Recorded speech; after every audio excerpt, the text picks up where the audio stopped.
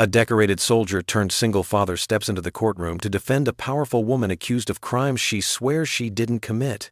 The town calls her guilty. The system wants her silenced, but this veteran refuses to back down. At first, it's just about justice.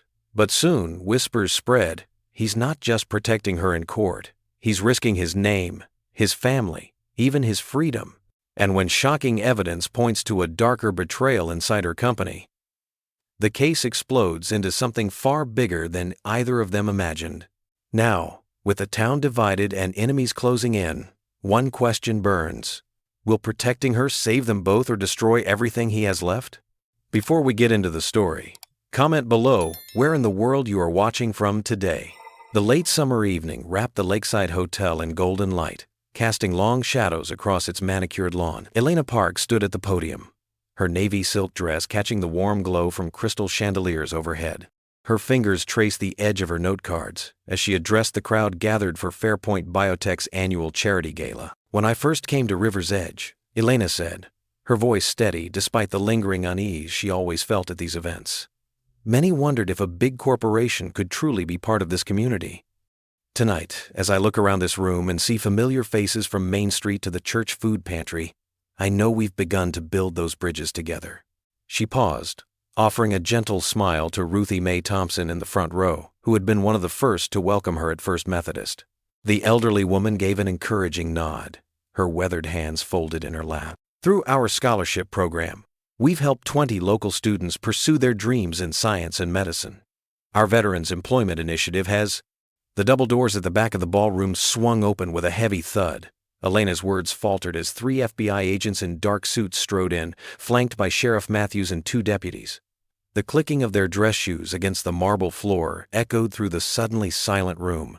Elena's heart began to race, but years of corporate leadership had taught her to maintain composure. She stood perfectly still, hands clasped loosely in front of her, as the agents made their way through the shocked crowd. "Elena Park?" the lead agent asked, though it wasn't really a question. His badge gleamed under the chandelier light. "Yes, I'm Elena Park." Her voice remained steady, even as whispers began rippling through the crowd. "I'm Special Agent Morrison with the FBI. We have a warrant for your arrest on charges of wire fraud and misappropriation of corporate funds." The whispers grew louder.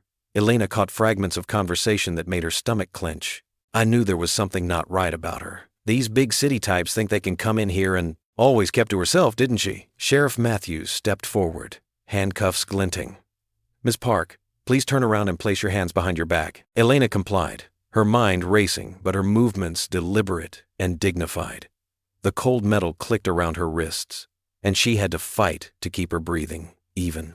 As they began leading her away from the podium, she caught sight of Daniel Carter near the back of the room. She recognized him from church, though they'd never spoken directly. He stood out in his dark suit, his military bearing evident even in civilian clothes. There was a heaviness to his presence tonight. She'd heard he'd attended a fellow veteran's funeral earlier that day. Dan watched the scene unfold with increasing concern. The aggressive way the sheriff gripped Elena's arm, the barely concealed satisfaction in the DA's face as he appeared in the doorway. Something wasn't right. When Elena stumbled slightly on her heels and one of the deputies roughly steadied her, Dan's jaw tightened. "Your board has been notified," Agent Morrison announced loudly enough for everyone to hear. "They've already issued a statement distancing themselves from your actions." Elena's composed expression cracked for just a moment, a flicker of hurt crossing her features. The crowd's whispers grew more intense. "Guess you can't trust these outsiders coming to our town. What did we expect from someone like—" Dan noticed how the words seemed to hit Elena like physical blows, though she worked to maintain her dignity. He'd seen enough railroading in his JAG days to recognize it. As they led her toward the exit, he pulled out his phone and stepped into a quiet corner. "Jack, Dan Carter here. Remember that favor you owe me from Baghdad? I need emergency filing papers for an arraignment defense. Yeah, tonight. Send everything to my phone." He watched as Elena disappeared through the doors, her head still held high despite everything. "And Jack, make it fast." The ballroom erupted in chaos as soon as she was gone. Dan observed the clusters of people, noting who seemed gleeful at the arrest and who appeared troubled by it. Ruthie Mae caught his eye from across the room, her expression mirroring his own concern. "Not tonight," he muttered, thumb already moving across his phone screen to review the incoming documents. After burying a brother in arms this morning, he wasn't about to watch someone else get buried by prejudice and presumption tonight. The last rays of sunset painted the lake in shades of orange and purple beyond the hotel's windows. As Dan headed for the exit, his phone buzzed with another message from Jack, containing the preliminary case details. The night was far from over, and Dan Carter had work to do. The county courthouse buzzed with whispered conversations on that crisp September morning. Sunlight streamed through tall windows, casting stark shadows across the worn wooden benches, where curious townsfolk packed themselves shoulder to shoulder. They craned their necks to catch a glimpse of Elena Park, the CEO whose arrest had shocked their small community just hours before. Elena sat ramrod straight at the defendant's table, her elegant gala dress replaced by a conservative gray suit. Her hands were clasped tightly in her lap, knuckles white with tension. Though her face remained composed, the shadows under her eyes betrayed a sleepless night. District Attorney Monroe strutted before the gallery like a peacock, greeting familiar faces with confident nods. His designer suit and red power tie stood in sharp contrast to the simple attire of the local spectators. Behind him, a team of junior prosecutors arranged stacks of documents with mechanical precision. Judge Olivia Benton entered the courtroom, her black robe sweeping behind her as she took her place at the bench. "All rise," the bailiff called out, and the room rustled to attention. "Case number 2023, CR 1402, State v. Elena Park," Judge Benton announced, her voice carrying clear authority. "We're here for arraignment and bail determination." She peered over her reading glasses. "Where is defense counsel?" Richard Harrison, Elena's corporate attorney, rose slowly from his seat. His expensive suit couldn't hide the discomfort in his posture. "Your Honor, I regret to inform the court that I must withdraw as counsel for Miss Park." A murmur rippled through the gallery. Elena's shoulders tensed visibly. "Explain yourself, Mr. Harrison," Judge Benton demanded, her tone sharp. "The Board of Directors has indicated potential conflicts of interest, Your Honor. Given the sensitive nature of the charges and the company's position, I cannot effectively represent Miss Park while maintaining my ethical obligations." Judge Benton's frown deepened. "Miss Park, do you have alternative counsel arranged?" Elena stood, her voice quiet but steady. "No, Your Honor. I was only informed of this development 20 minutes ago." "Convenient timing," Judge Benton remarked dryly, casting a disapproving glance at Harrison. "The court will need to appoint." "I'll represent her, Your Honor." The words cut through the courtroom silence. Heads turned as Daniel Carter rose from his seat in the gallery. His army tie, worn in honor of yesterday's funeral, stood out against his simple charcoal suit. His combat boots, polished to a military shine, echoed against the floor as he walked forward. "Mr. Carter," Judge Benton said, recognition crossing her face, "it's been some time since you've appeared in my courtroom." She studied him carefully. "Are you certain about this?" "Yes, Your Honor." Dan's voice carried the same steady authority it had in JAG courtrooms overseas. "I've reviewed the charging documents. I'm prepared to proceed pro bono for this hearing." D.A. Monroe's smugness faltered. "Your Honor, Mr. Carter hasn't practiced criminal law in years. Surely in a case of this magnitude, Mr. Carter's JAG experience more than qualifies him." Judge Benton cut in. "Ms. Park, do you accept Mr. Carter's offer of representation?" Elena studied Dan's face, searching for any hint of ulterior motive. Finding only steady resolve, she nodded. "Yes, Your Honor, I do." "Very well." Judge Benton gestured to the defendant's table. "Mr. Carter, you may proceed." Dan moved to Elena's side, pulling out a small notebook as he sat. "Your Honor, the defense moves for reasonable bail. Ms. Park has deep ties to this community through her charitable work. She poses no flight risk." "Objection!" Monroe shot to his feet. "The defendant controls substantial resources. The evidence shows she's been stealing from this community for years. The state requests remand. Your evidence appears to be primarily based on a single spreadsheet, Mr. Monroe." Dan replied, his voice level but challenging. "A spreadsheet whose metadata shows serious inconsistencies." Monroe blinked. "I'm not sure what defense counsel is implying." "I'm not implying anything." Dan pulled out a sheet of paper. I'm stating directly that the timestamp data in your key evidence doesn't match the server logs. The document appears to have been modified after the fact. Judge Benton leaned forward. Mr. Monroe, the DA fumbled through his papers. We can address technical details at trial, Your Honor. The point, Dan interrupted, is that you're asking to jail a respected community leader based on questionable evidence. Ms. Park has lived here for 5 years.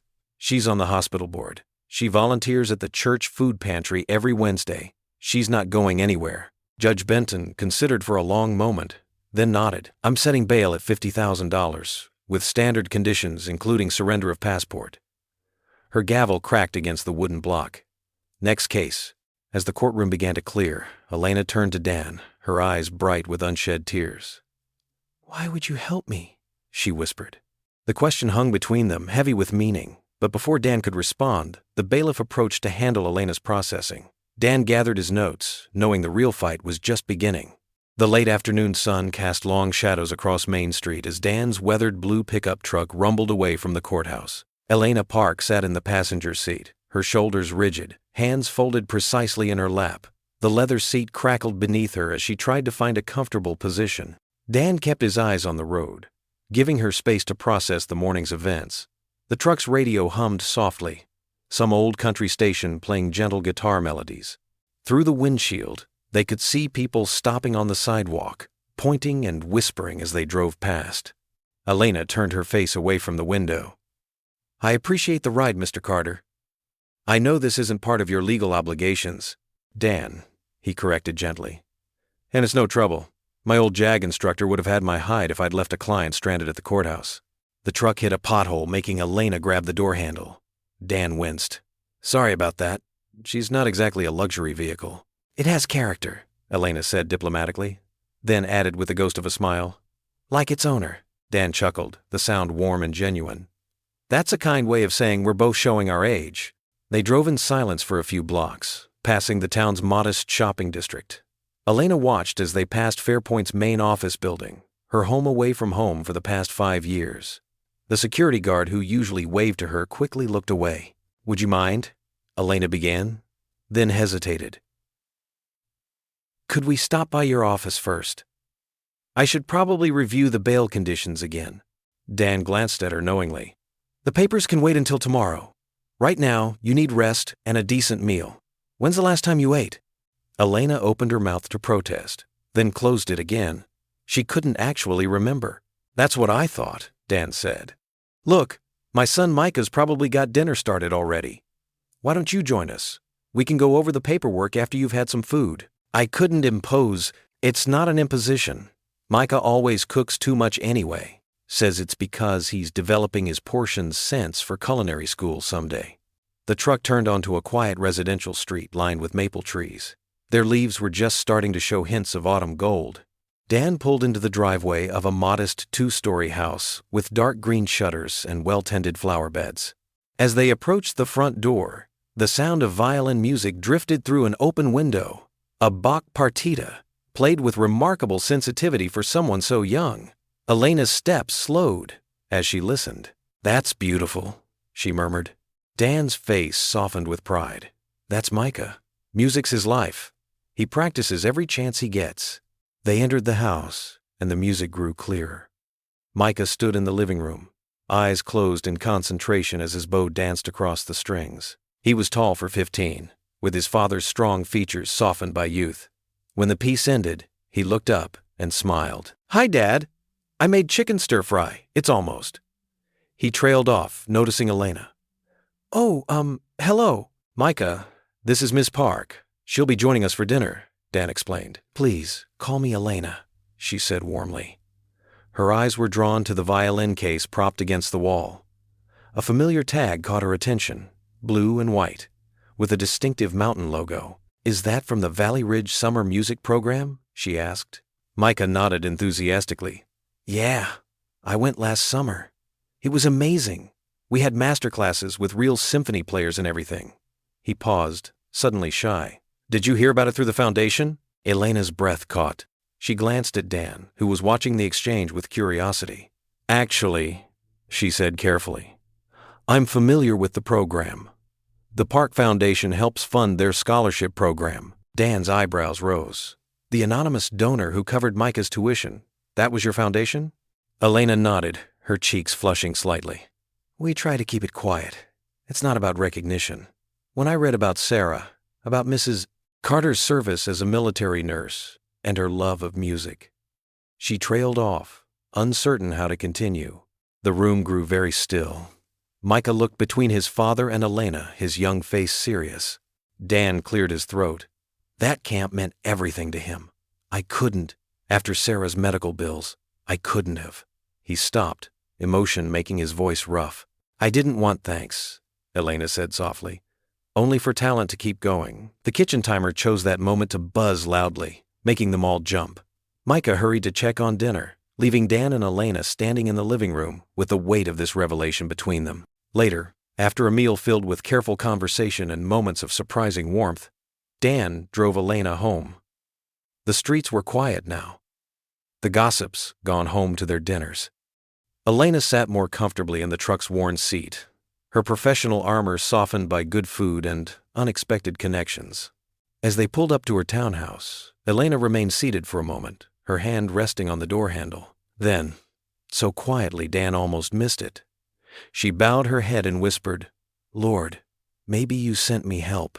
The fellowship hall buzzed with Sunday afternoon activity. Sunlight streamed through tall windows, casting warm squares on the worn wooden floor. Round tables dotted with red checkered tablecloths filled the space, laden with half-empty casserole dishes and picked-over plates of fried chicken. Ruthie Mae Johnson moved between the tables, with the grace of someone who'd done this 1,000 times before. Her silver hair caught the light as she carried a still warm peach cobbler, the sweet aroma drawing people's attention. But it wasn't just the dessert they were watching. Their eyes kept drifting to Elena Park, who sat quietly at a corner table. Elena wore a simple navy dress, modest and appropriate for church. She'd chosen to sit alone, though she offered polite smiles to anyone who passed. Most people hurried by, heads bent in whispered conversations. Did you hear about the arrest? At her own charity event. Who does she think she's fooling, coming to church? Ruthie Mae's voice cut through the murmurs like a knife through butter. Now, if y'all have time to gossip, you have time to help clear these plates. Her words, though gentle, carried authority that made several people suddenly very interested in cleaning up. Dan Carter sat at a table near the kitchen, watching it all unfold while helping Micah load his plate with seconds. The boy had played violin during the service that morning, and performing always made him hungry. Ruthie Mae made her way to their table, setting down the cobbler. Daniel Carter, you look like you could use some sweetness in your life. She served him a generous portion, then lowered her voice. You know, that boy of yours wouldn't have made it to music camp last summer if it weren't for a certain foundation scholarship program. Dan's fork paused halfway to his mouth. What do you mean? The anonymous donor who covered Micah's tuition. Ruthie Mae's eyes flickered meaningfully toward Elena. Not so anonymous to those who know where to look. That woman's foundation has been quietly helping folks around here for years. Dan set his fork down, studying Elena across the room. She sat with perfect posture, but he could see the tension in her shoulders, the way she held herself apart from everyone else. It reminded him of how he'd felt after coming home from deployment, present but isolated. Micah, why don't you help Mrs. Peterson wrap up those leftovers? Ruthie Mae suggested. The boy nodded and headed off, violin case bumping gently against his leg as he walked. Once Micah was out of earshot, Ruthie Mae continued. Elena's foundation specifically looks for children of service members. Your Sarah's name came up in their research. Her medical service overseas, her work at the VA before she passed. She patted Dan's hand. That woman saw a need and filled it. No fanfare required. Dan pushed back from the table, his chair scraping softly against the floor. He walked over to Elena's table, pulling out a chair. Mind if I join you? Elena looked up, surprise flickering across her face. Please.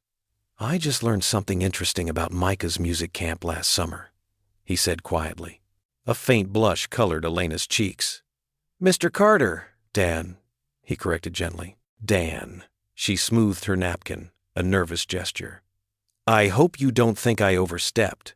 When I read about your wife's service, her dedication to helping wounded veterans, I wanted to honor that somehow. The foundation always looks for ways to support military families, and when Micah's application came across my desk, she trailed off, looking uncertain. Why didn't you say anything before? Elena met his eyes. It wasn't about recognition. I read about how Sarah believed in healing through music, how she used to play for patients at the VA. When I saw Micah's application, saw his talent, it felt right. The foundation's work isn't about me. It's about continuing legacies like Sarah's. Dan felt something shift in his chest, a loosening of grief's tight grip. Thank you, he said simply. Elena nodded, understanding in her eyes. They sat in comfortable silence for a moment, the afternoon sun warming their shoulders. I should help clean up, Elena said finally, rising from her chair. Dan watched as she moved to the kitchen area, gathering dishes with careful efficiency. She fell into an easy rhythm with the other volunteers, and soon he heard her humming softly as she worked, Amazing Grace, the same hymn the congregation had sung that morning. The sound caught him off guard. It wasn't the polished voice of a CEO, but something more genuine, a simple expression of faith that reminded him of Sarah's own quiet devotion. He watched Elena stack plates and wipe tables, her designer dress protected by one of Ruthie May's floral aprons, and saw for the first time not just a client in need of defense, but a woman of surprising depth and grace. The clock on Dan's study wall ticked past midnight, its soft rhythm nearly lost under the whir of laptop fans and rustling papers.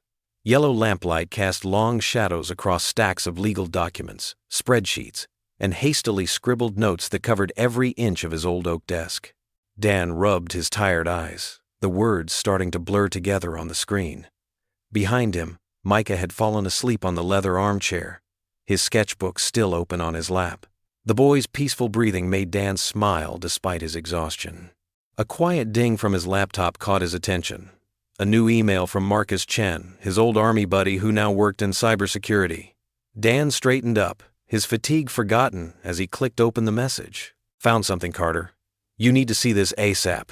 Attached was a detailed report, complete with server logs and data trails. Dan's jaw tightened as he scrolled through the technical analysis. Marcus had traced the suspicious emails, the ones that supposedly proved Elena's guilt, back to their source. Shell Company, Dan muttered, jotting notes on his legal pad. Registered to... Wait a minute. He pulled up another window, cross-referencing the address with Fairpoint's corporate records. The Shell Company traced back to a lakeside property owned by Graham Lyle, Fairpoint's CFO. Dan's pulse quickened as he dug deeper into Marcus's findings. The timestamp patterns were unmistakable. Every damaging email, every altered spreadsheet, had originated from that same source. Not from Elena's office computer, not from her home network, but from a hidden server registered to a company that, on paper, didn't exist. Dan clicked through more attachments. Marcus had included photographs of the lake house, tax records, and a complex web of financial transactions. Each piece added to a disturbing picture. Someone had carefully constructed this fraud, laying the groundwork months in advance. Micah stirred in his sleep, mumbling something about his violin practice. Dan glanced at his son, reminded of Elena's secret kindness in funding the music camp. The contrast between her actions and what he was uncovering made his stomach turn. He opened another document, this one showing email metadata. The technical details confirmed what he'd suspected. The evidence against Elena had been fabricated. Whoever did this had access to Fairpoint's internal systems and enough financial expertise to cover their tracks. Graham Lyle, Dan whispered, writing the name in his notes. The CFO's friendly, good old boy demeanor had always struck him as too polished, too practiced. Now he understood why. Dan pulled up news articles about Fairpoint's recent board meetings. Buried in the corporate jargon were hints of tension between Elena and Graham over the company's direction. Elena had pushed for more community investment, while Graham advocated for aggressive cost-cutting. The pieces were falling into place. A power struggle disguised as a fraud investigation. A carefully orchestrated plan to remove Elena and seize control of the company. Dan's military training kicked in, recognizing the tactical precision of the attack. His phone buzzed. Another message from Marcus. Found more, buddy. Financial transfers through offshore accounts. Same pattern as that corruption case we worked in Stuttgart. Someone's trying to tank the stock price. Dan's fingers flew across the keyboard, pulling up Fairpoint stock charts. Sure enough, the share price had plummeted since Elena's arrest. If someone wanted to buy the company cheap, this would be the perfect setup. The lamp flickered briefly, casting strange shadows on the wall. Dan looked at the photos on his desk, one of him in his JAG uniform, another of Micah at his first violin recital. Next to them sat Elena's case file, her corporate headshot showing the same quiet determination he'd seen in court. Micah shifted again in the chair, his sketchbook sliding to the floor. Dan caught it before it fell, careful not to wake him. The open page showed a half-finished drawing of Elena at the church potluck, her expression peaceful as she helped serve meals to elderly residents. Running his hands through his graying hair, Dan turned back to the evidence spread before him. This wasn't just about defending Elena anymore. Someone had orchestrated an elaborate scheme to destroy her reputation and steal her company, using prejudice and small-town suspicions as weapons. He began organizing the documents into clear categories: financial evidence, email trails, property records. Each piece would need to be carefully presented in court, building an airtight case that exposed the real fraud. The clock struck 1, its chime echoing in the quiet house. Dan leaned back in his chair, his shoulders heavy with the weight of what he'd discovered. "This isn't just a trial," he whispered, staring at the wall of evidence before him. "It's a setup." Monday morning brought a chill that had nothing to do with the weather. The courthouse steps gleamed under the bright autumn sun, but shadows seemed to gather in every corner as reporters huddled around District Attorney Clay Monroe. Monroe stood tall in his perfectly pressed navy suit, his silver hair catching the light. His practiced smile didn't reach his eyes as he gripped the podium with manicured hands. Camera shutters clicked rapidly, microphones thrust forward like eager birds waiting for crumbs. After careful review of new evidence, Monroe announced, his voice carrying across the courthouse steps, "My office is pursuing additional charges against Elena Park, including wire fraud and criminal conspiracy." He paused for effect, letting the whispers ripple through the crowd. "The scope of corporate corruption at Fairpoint Industries appears far more extensive than initially suspected." The reporters scribbled frantically in their notepads. Monroe's smile widened slightly as he continued, "We're also concerned about certain irregularities in Ms. Park's defense." His tone shifted, becoming almost paternalistic. "While we respect everyone's right to counsel, the citizens of this community deserve to know about potential risks to our justice system." From her position at the back of the crowd, Elena felt her stomach clench. She knew what was coming next. "Sources close to the investigation have raised serious concerns about Daniel Carter's fitness to handle such a high-profile case," Monroe said, his voice dripping with false concern. "His documented history of post-traumatic stress disorder from his military service raises questions about his judgment and stability." Elena's hands balled into fists inside her coat pockets. She watched as Monroe expertly wielded innuendo like a weapon, each carefully chosen word designed to plant seeds of doubt. "As a community," Monroe continued, "we must consider whether someone struggling with such serious mental health issues should be entrusted with both a case of this magnitude and the care of a minor child." The gathered crowd murmured. Several reporters turned to scan the courthouse steps, probably hoping to catch sight of Dan or Micah. Elena noticed a few familiar faces from church among the onlookers, their expressions uncertain. Inside the courthouse, Dan sat in an empty conference room, his laptop open to a local news website streaming Monroe's press conference. His jaw tightened as he listened to Monroe's words, but his hands remained steady as he took notes. A soft knock at the door made him look up. Judge Benton's clerk stood there, holding a thick manila envelope. "Emergency filing from the DA's office," she said quietly, sympathy in her eyes as she handed it over. Dan nodded his thanks, already knowing what he'd find inside. More motions, more accusations, more attempts to force him off the case. He opened the envelope and began to read, methodically highlighting key passages with a yellow marker. The day crawled by in a blur of meetings and phone calls. Elena sat through depositions, her voice steady as she answered questions, but her mind kept drifting to Dan and Micah. Every time she blinked, she saw Monroe's smug face, heard his words about Dan's PTSD. This was her fault. She'd dragged a good man and his son into her mess, and now they were paying the price. The thought sat like lead in her stomach as she drove home that evening, the setting sun painting the sky in shades of orange and purple. At the Carter household, Dan stood at the kitchen counter, mechanically chopping vegetables for dinner. The steady thunk of the knife against the cutting board helped him focus, kept his mind from spinning out into dark places. The local news played quietly on the small TV in the corner, replaying clips from Monroe's press conference. Micah sat at the kitchen table, homework spread out before him, but his pencil hadn't moved in several minutes. "Dad?" he finally asked, his voice small. "Is what they're saying true? About you being unstable?" Dan set down the knife carefully, wiped his hands on a dish towel, and turned to face his son.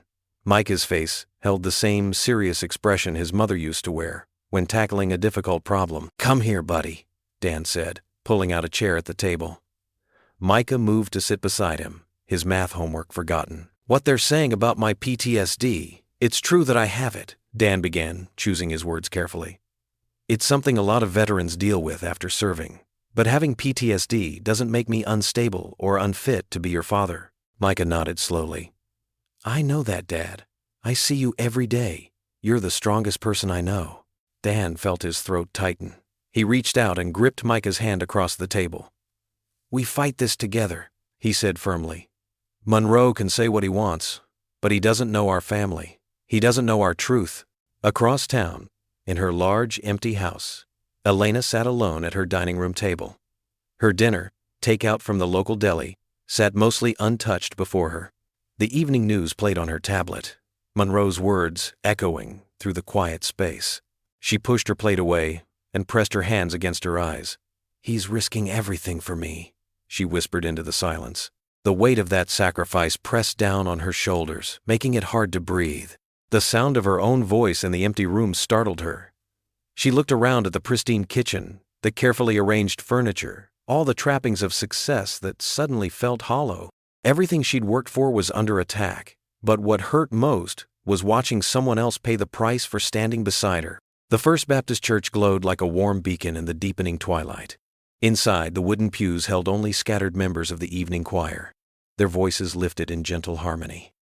Helena Park sat in the back row, her hands clasped tightly in her lap, trying to focus on the music instead of the day's crushing developments. The hymn's familiar words washed over her. "Great is thy faithfulness, morning by morning, new mercies I see." But Elena couldn't sing. Her throat felt too tight, her chest too heavy with the weight of what had happened at the courthouse. Ruthie Mae Johnson noticed. Of course she did. She noticed everything. As the other choir members gathered their music sheets and began to drift away, Ruthie made her way to Elena's pew, her sensible shoes clicking softly against the worn floorboards. "Scoot over, child," Ruthie said, settling her substantial frame beside Elena. "You look like you're carrying the whole world on those shoulders." Elena tried to smile, but her lips trembled. "I heard what they're saying about Dan, about his PTSD. They're questioning his ability to be a father, all because he chose to help me." She pressed her fingers to her eyes. "I never meant for any of this." "Now, you listen here," Ruthie said firmly, pulling a tissue from her ever-present purse. "Dan Carter is a grown man who makes his own choices, and he chose to stand up for what's right. But why?" Elena's voice cracked. "He doesn't even know me. He has everything to lose: his reputation, his practice. They're trying to take his son away." She twisted the tissue in her hands. "The whole town thinks I'm guilty. Maybe it would be better if I just—" "Don't you dare finish that sentence," Ruthie interrupted. "Running away never solved anything. The Lord put Dan in that courtroom for a reason." Elena fell silent, remembering how Dan had looked that morning, straight-backed and dignified despite Monroe's cruel insinuations, his jaw set with quiet determination. "He stood between me and the storm," she whispered, tears finally spilling over. "No one's ever done that for me before." Ruthie's expression softened. "Oh, honey." She wrapped an arm around Elena's shoulders. "That's what good men do. They protect, they serve, they stand up for truth. I think," Elena hesitated, dabbing at her eyes, "I think I'm starting to feel something for him. And that terrifies me, because I can't. I shouldn't. Not now. Not with everything that's happening." "The heart doesn't always wait for convenient timing," Ruthie said wisely. "But you're right. You both need to focus on clearing your name first." Across town, in his modest home office, Dan Carter sat surrounded by stacks of legal documents. His son Micah had gone to bed an hour ago, but Dan couldn't rest. not with so much at stake. The local news website glowed on his computer screen. Monroe's accusations splashed across the headlines. Dan's hand drifted to his chest, where his dog tags lay hidden under his shirt, a reminder of both honor and pain. He pulled out a fresh legal pad and began writing, his pen moving with purpose. This wasn't just about Elena anymore. It was about justice, about standing against prejudice and corruption, about showing his son what it meant to do the right thing even when it cost you. The phone on his desk rang his old law partner, warning him to back away from the case. "Think about your practice, Dan. Think about Micah." "I am thinking about Micah," Dan replied quietly. "I'm thinking about the kind of example I want to set for my son." He paused, his voice growing firmer. "I'm staying on as her counsel, and I'm going to prove she's innocent." After hanging up, Dan leaned back in his chair, studying the photo of his late wife on the desk. "What would you say about all this, Sarah?" he murmured. But he already knew. She'd always believed in fighting for the underdog, in standing up against bullies and bias. The church bells chimed 9 o'clock as Elena finally gathered her purse, her heart heavy but somehow lighter after talking with Ruthie Mae. She stepped out into the cool evening air, the stars just beginning to appear overhead. A few blocks away, Dan closed another case file, his eyes tired but his resolve stronger than ever. He stood, stretching his stiff muscles, and moved to the window. The same stars shone down on him, silent witnesses to the commitments made that night, one in a quiet church pew, one in a paper-strewn office. Neither knew that the other was thinking of them at that exact moment. Neither could see the path ahead, but something had shifted, something as subtle yet significant as the changing of seasons. In their separate sanctuaries, they had each chosen to face whatever storms might come, bound together by trust, duty, and the first whispers of something deeper. The Morning Star Diner sparkled in the early sunlight, its chrome and glass facade a beacon for the breakfast crowd. Dan Carter sat alone in his usual booth, stirring his black coffee while snippets of conversation drifted around him like autumn leaves. "Can't believe Dan's defending her," muttered Bill Thompson from the counter. The retired postal worker hadn't bothered to lower his voice. "Known him 20 years. Never thought he'd side with corporate types against his own people." Dan took another sip of coffee, letting the bitter warmth steady him. His scrambled eggs grew cold as he pretended to read yesterday's newspaper. The vinyl booth squeaked as someone slid in across from him. "Morning, Dan." It was Sheriff Mike Reeves, his old friend from high school. Mike's face wore the careful expression of someone about to deliver unwelcome news. "Listen, about the poker night at Tommy's." "Let me guess," Dan said, folding the paper. "I'm not welcome anymore?" Mike shifted uncomfortably. "You know how it is. Folks are upset. That Park Woman's company laid off half the mill workers last year. Now you're defending her?" "The layoffs were before Elena took over," Dan said quietly. "And she's innocent until proven guilty." "You used to believe in that too, Mike." "Elena? Is it?" Mike's eyebrows rose. "Getting pretty friendly with your client."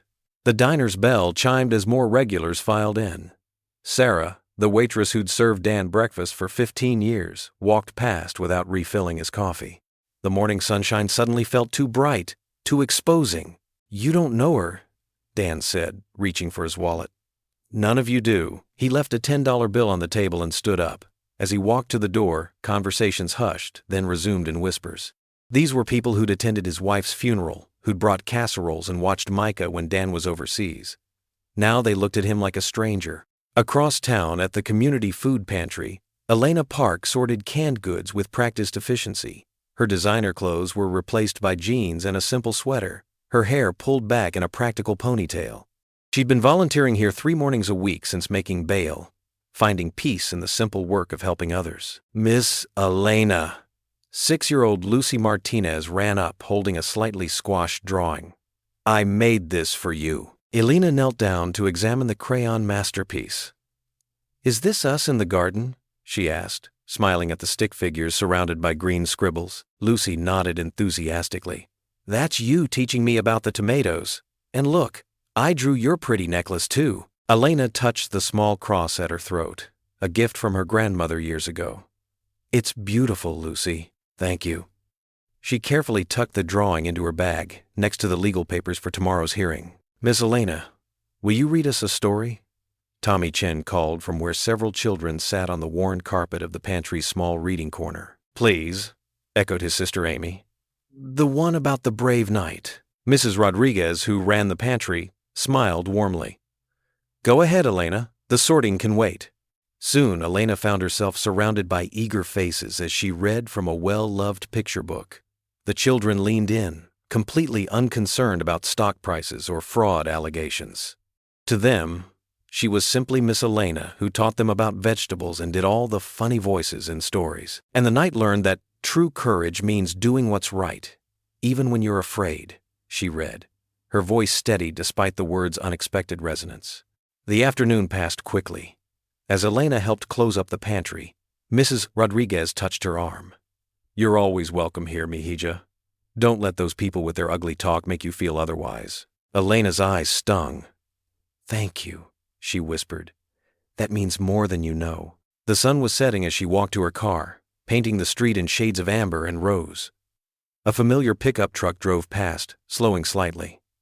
Through the windshield, she met Dan's steady gaze. His headlights caught her face for a moment, and in that brief illumination, they each saw their own determination reflected in the other's eyes. No words were needed. They were both fighting this battle, he with his legal expertise, she with quiet dignity and service. Different paths toward the same truth. The truck continued on, and Elena unlocked her car door. But she felt stronger somehow, less alone. Sometimes the smallest connections could become anchors in a storm. She thought of Lucy's drawing, of Mrs. Rodriguez's kindness, of Dan's unwavering support despite the cost to his reputation. Perhaps there was still good to be found, even in the darkest times. The pantry's lights winked out behind her as she drove home through the gathering dusk. Tomorrow would bring new challenges. But for now, she held on to these small moments of grace like precious stones in her pocket, smooth and solid and real. The scent of butter and maple syrup filled the Carter kitchen on Saturday morning. Sunlight streamed through the window above the sink, catching dust motes and golden beams. Dan stood at the stove, expertly flipping a pancake while keeping one eye on his son. Micah sat at the kitchen table, hunched over his sketchbook. His pencil moved in swift, sure strokes across the paper. But something about his posture seemed off. The usual ease in his shoulders was missing, replaced by a tightness Dan recognized from his own harder days. "These pancakes are almost as good as Mom's recipe," Dan said, sliding a fresh stack onto a plate. "Want the first batch?" Micah didn't look up. Not hungry, Dan set the plate down anyway, studying his son's face. Dark smudges under his eyes matched the graphite stains on his fingers. "That's a first. You're usually starving by now." When Micah didn't respond, Dan pulled out the chair across from him and sat down. The kitchen clock ticked steadily in the silence. Finally, Micah's pencil stilled. "They're calling her names at school," he said quietly. "And me too for standing up for her." Dan's hands tightened on the edge of the table. "Who is?" "Jason Miller and his friends." Micah's voice wavered slightly. They said she's probably guilty because people like her always are." "And when I told them they were wrong, they called me other things." Dan's jaw clenched, but he kept his voice steady. "What kind of things, son?" Micah shook his head, his pencil moving again in sharp, angry strokes. "Race stuff! About me and Miss Park both! Said we should go back where we came from." He looked up finally, eyes bright with unshed tears. "But Dad, this is home. Where else would we go?" Dan's heart cracked at the confusion in his son's voice. He reached across the table and gently took the pencil from Micah's grip. "Listen to me. Those kids, they're scared and ignorant, and they're just repeating what they hear at home. That doesn't make it right, but it means their words have nothing to do with who you really are." "But everyone's talking about us now," Micah said. "Even Mrs. Henderson looked at me different in math class." Dan nodded slowly. "Being different takes courage, son. Standing up for what's right when everyone else wants you to back down, that's real strength. Not the loud kind that bullies use, but the quiet kind that lasts." Micah picked at the corner of his sketchbook. "Like Miss Park? She's still nice to everyone, even when they're mean to her." "Exactly like that," Dan said. He pushed the plate of pancakes closer. "And you know what else takes strength? Eating breakfast when you don't feel like it." That earned him a small smile. Micah picked up his fork just as a soft knock sounded at the back door. Elena stood there in simple weekend clothes, holding a canvas grocery bag. "I hope I'm not interrupting," she said, hesitating at the threshold. "I brought some Korean pears. They're in season." "Perfect timing," Dan said, pulling out another chair. "We've got extra pancakes." Elena set the bag down and took a seat, her movements careful as if she might disturb the air itself. But when she saw Micah's sketchbook, her face brightened. "Oh, are you working on something new?" Micah nodded shyly, turning the page toward her. It showed a detailed drawing of the town square, but with subtle changes. The harsh angles of buildings softened, flowers growing through cracks in the sidewalk, people of different backgrounds walking together. "It's how I wish things were," he explained. Elena leaned closer, studying the sketch with genuine interest. "This is beautiful, Micah. You've captured such hope here." She glanced at him. "I heard about what happened at school. Thank you for defending me." Color rose in Micah's cheeks. "It wasn't right, what they said." "No, it wasn't," Elena agreed. "But you showed real character by speaking up. That takes more courage than joining in with cruel words." Dan watched as his son straightened slightly, pride replacing some of the hurt in his expression. Elena continued pointing out details in the drawing, asking questions about his technique. The morning light seemed warmer somehow, filling the kitchen's empty corners. Micah picked up his pencil again, but this time with enthusiasm. "Would you like to see my other sketches?" "I'd love to," Elena said, accepting a fresh cup of coffee from Dan. The kitchen filled with quiet conversation as Micah showed Elena his art portfolio. Dan made more pancakes, listening to his son's voice grow animated as he explained each piece. For the first time since Sarah's passing, the house felt less like an echo chamber of grief and more like what it was meant to be, a home. The fellowship hall at First Baptist hummed with nervous energy as the sun set outside.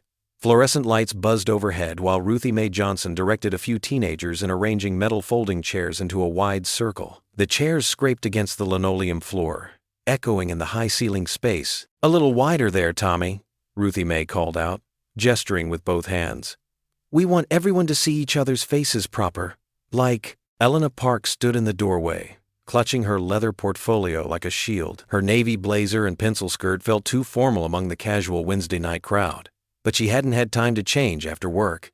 Her eyes darted around the room, counting the faces she recognized, and those who wouldn't meet her gaze. "Come on in, child," Ruthie Mae beckoned, patting a chair next to her. "The Lord's house welcomes everyone, CEO or not." Elena's heels clicked softly as she made her way to the chair. As she sat down, she noticed Dan Carter slip in through the side door, still in his court clothes. He gave her a slight nod before taking a seat across the circle. "Now then," Ruthie Mae announced, her voice carrying authority earned through decades of service. "We're here tonight to listen. Just listen. No judgments, no accusations. The Bible tells us to bear one another's burdens. And that's what we're going to do." The circle filled slowly. Elena recognized Sarah Martinez, whose daughter had received a STEM scholarship. The Anderson family filed in their teenager had gotten an internship at Fairpoint's lab last summer. More faces appeared. Parents, grandparents, young people. Some looked uncertain, others determined. "Who'd like to start?" Ruthie Mae asked, smoothing her floral dress over her knees. Silence stretched for a long moment. Then Sarah Martinez cleared her throat. "My Maria," she began, her voice wavering. "She always dreamed of being a scientist. With my waitress salary." She paused, dabbing at her eyes. "That scholarship program Miss Park started, it wasn't just money. They gave her mentoring, lab time, everything she needed. Now, she's pre-med at State." Elena's throat tightened. She remembered signing off on that particular scholarship initiative, but she'd never met Maria personally. James Anderson stood up next, his weathered hands gripping his cap. "My boy Tommy here, he was heading down a rough path last year. That internship program? It gave him purpose, structure. Now he's talking about engineering school." He turned to Elena. "Ma'am, I judged you wrong at first. I'm sorry for that." One by one, stories spilled out into the circle. A grandmother told how the senior computer classes had connected her to her grandchildren across the country. A single father described how the Emergency Child Care Fund had kept him employed during a crisis. A teenager spoke about the music program that had given her confidence. Elena's vision blurred with tears. Each story hit her heart like a gentle wave, washing away weeks of doubt and fear. She had focused so much on spreadsheets and quarterly reports that she'd lost sight of the real impact, the human stories behind the numbers. Some faces in the circle remained stony, arms crossed in skepticism. But others began to soften, nodding in recognition as similar experiences were shared. "The thing is," a middle-aged woman said, rising slowly, "we're quick to believe the worst sometimes, especially about folks who seem different from us. But actions speak louder than rumors, don't they?" Murmurs of agreement rippled through the circle.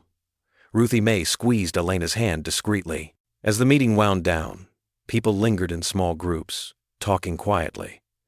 The atmosphere had shifted from tension to something warmer, more hopeful. Not everyone was convinced, but seeds of understanding had been planted. Elena found herself drawn to the far wall, where a tall, stained-glass window depicted the Good Shepherd. The setting sun streamed through the colored panes, casting rainbow shadows across the floor. She stood there, letting the peace of the moment wash over her. From across the room, Dan watched her silhouette against the illuminated glass. The light seemed to form a gentle halo around her, softening her professional armor into something more vulnerable and real. His heart stirred with an emotion he wasn't quite ready to name. The morning sun streamed through the tall courthouse windows, casting long shadows across the worn wooden benches. Elena sat rigidly in her chair at the defense table, her hands clasped tightly in her lap. Her charcoal gray suit seemed to absorb the tension in the air. Dan Carter stood beside her, his weathered leather briefcase open on the table, documents arranged with military precision. District Attorney Clay Monroe strutted to the center of the courtroom, holding up a thick stack of spreadsheets with dramatic flair. "Your Honor, these financial records clearly show systematic fraud orchestrated by the defendant." His voice carried an edge of theatrical certainty. Judge Olivia Benton peered over her reading glasses. "Proceed with your witness, Mr. Monroe." The DA's forensic accountant, a thin man with wire-rimmed glasses, took the stand. He testified about transaction patterns and suspicious transfers, his monotone voice nearly lulling the gallery to sleep. Elena watched the jury, her heart sinking as several members nodded along with the testimony. When it was Dan's turn for cross-examination, he rose slowly, deliberately. He adjusted his tie, the same army tie he'd worn to the arraignment, and approached the witness stand with measured steps. "Sir, let's talk about the timestamps on these documents," Dan began, his voice calm but carrying to every corner of the courtroom. "Can you tell us exactly when these spreadsheets were created?" The accountant rattled off dates and times with mechanical precision. Dan picked up a different set of papers from his table. "I'd like to enter Defense Exhibit C into evidence. These are the server logs from Fairpoint's internal system." He handed copies to the judge and prosecution. "Notice anything unusual about the timestamps?" The accountant's confidence wavered as he compared the documents. A bead of sweat appeared on his forehead. "Allow me to help," Dan continued, his military training evident in his steady demeanor. "The spreadsheets you're claiming Ms. Park created show modification times that occur before the files were even created, according to the server logs. Would you care to explain how that's possible?" The courtroom stirred. Judge Benton leaned forward, her eyes sharp. Well, the accountant stammered. "Furthermore," Dan pressed on, "these server logs show that the files in question were accessed from an IP address that doesn't match Ms. Park's office computer or home network. In fact," he paused for effect, "this IP address traces back to a location near Lake Morrison. Are you familiar with that area?" The accountant's face paled. Several jurors started taking notes. Monroe jumped to his feet. "Objection, Your Honor. This line of questioning goes directly to the authenticity of your primary evidence, Mr. Monroe," Judge Benton interrupted. "Overruled." She fixed the DA with a stern look. "And I'd like to see you both in my chambers after this witness." Dan continued his methodical dismantling of the evidence.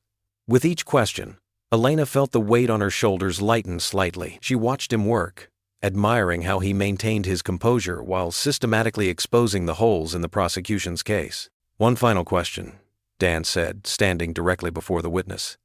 "Did you personally verify the authenticity of these documents before testifying to their accuracy today?"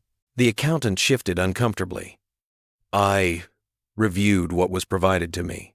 But did you verify their authenticity?" "No," the accountant admitted quietly. "No further questions, Your Honor." Judge Benton's voice cut through the murmuring gallery.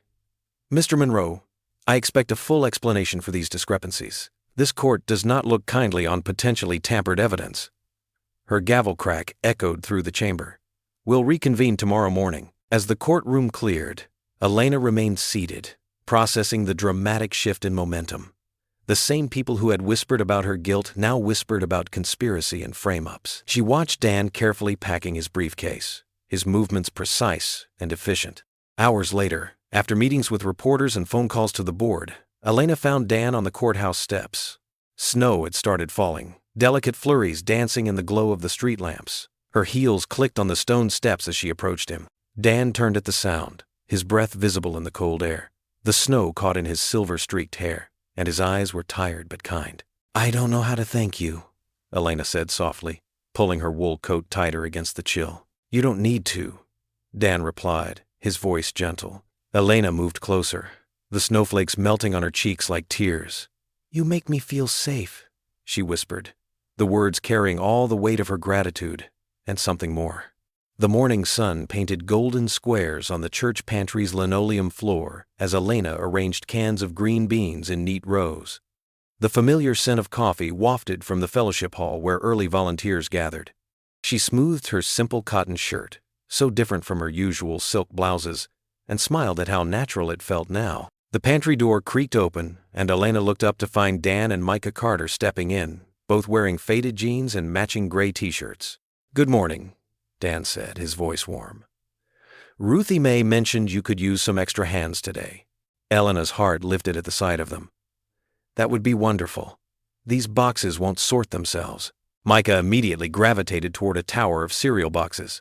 "I can organize these by type," he offered, already starting to separate the colorful cardboard containers. "Perfect," Elena said, watching the teenager work with careful precision.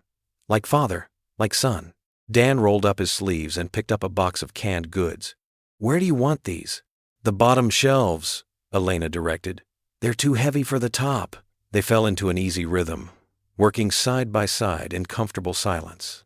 The morning light grew stronger, filling the small space with warmth. Occasionally, their hands would brush as they passed items back and forth, each touch sending a small flutter through Elena's chest. Micah hummed softly as he worked, a melody Elena recognized from his violin practice. The sound made the simple task feel almost sacred. "Watch out," Dan called suddenly as a can slipped from Elena's grasp. It rolled across the floor, followed by another that Micah fumbled trying to catch it. The cans ping-ponged between their feet like wayward bowling balls. Elena couldn't help it, she laughed. The sound surprised her, bright and genuine. Micah joined in, his eyes crinkling with mirth as he chased the runaway cans. "Some crack legal team we are," Dan chuckled, bending to retrieve a corn can that had rolled under the shelf. "Can't even keep our evidence in order. Objection, Your Honor." Elena played along, fighting back giggles. "These cans are clearly attempting to escape jurisdiction." Micah snorted, nearly dropping another can. "Motion to contain the defendants?" Their laughter echoed off the pantry walls, mingling with the dust motes dancing in the sunbeams. For a moment, Elena forgot about court dates and accusations. She forgot about board meetings and betrayals. Here, in this simple space with these two wonderful people, she felt lighter than she had in weeks. They worked through the morning, transforming the cluttered pantry into organized sections. Micah proudly showed off his cereal rainbow, arranged by color. Dan used his height advantage to reach the awkward corner shelf that had been neglected for months. Elena documented everything in the inventory notebook, her precise handwriting filling page after page. When Ruthie Mae poked her head in around noon, she found them sitting on overturned milk crates, sharing bottles of water, and comparing notes on their progress. "My goodness," Ruthie Mae exclaimed, surveying their work. "I haven't seen this pantry so organized since. Well, ever. You three make quite a team." Elena caught Dan's eye and saw her own contentment reflected there. Yes, they did make quite a team. After finishing up and saying goodbye to the Carters, Elena drove home to her apartment. The evening light was soft and golden, casting long shadows across her small kitchen. She filled her sink with warm, soapy water and began washing her dinner dishes, just a plate and a cup. So different from the elaborate place settings of her previous life. As she worked, she found herself humming the tune Micah had been singing earlier.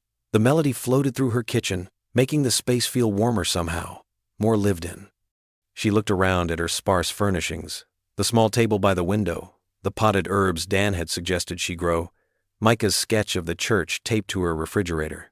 For the first time since moving in, the apartment didn't feel like a temporary stop.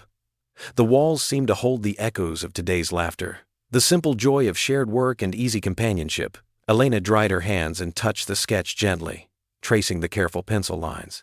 This place wasn't just somewhere to sleep anymore. Somehow, without her noticing, it had become home.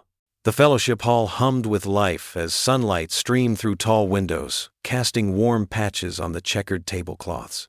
Children darted between tables while their parents chatted over half-empty plates of Dorothy Miller's famous fried chicken and May Walker's potato salad.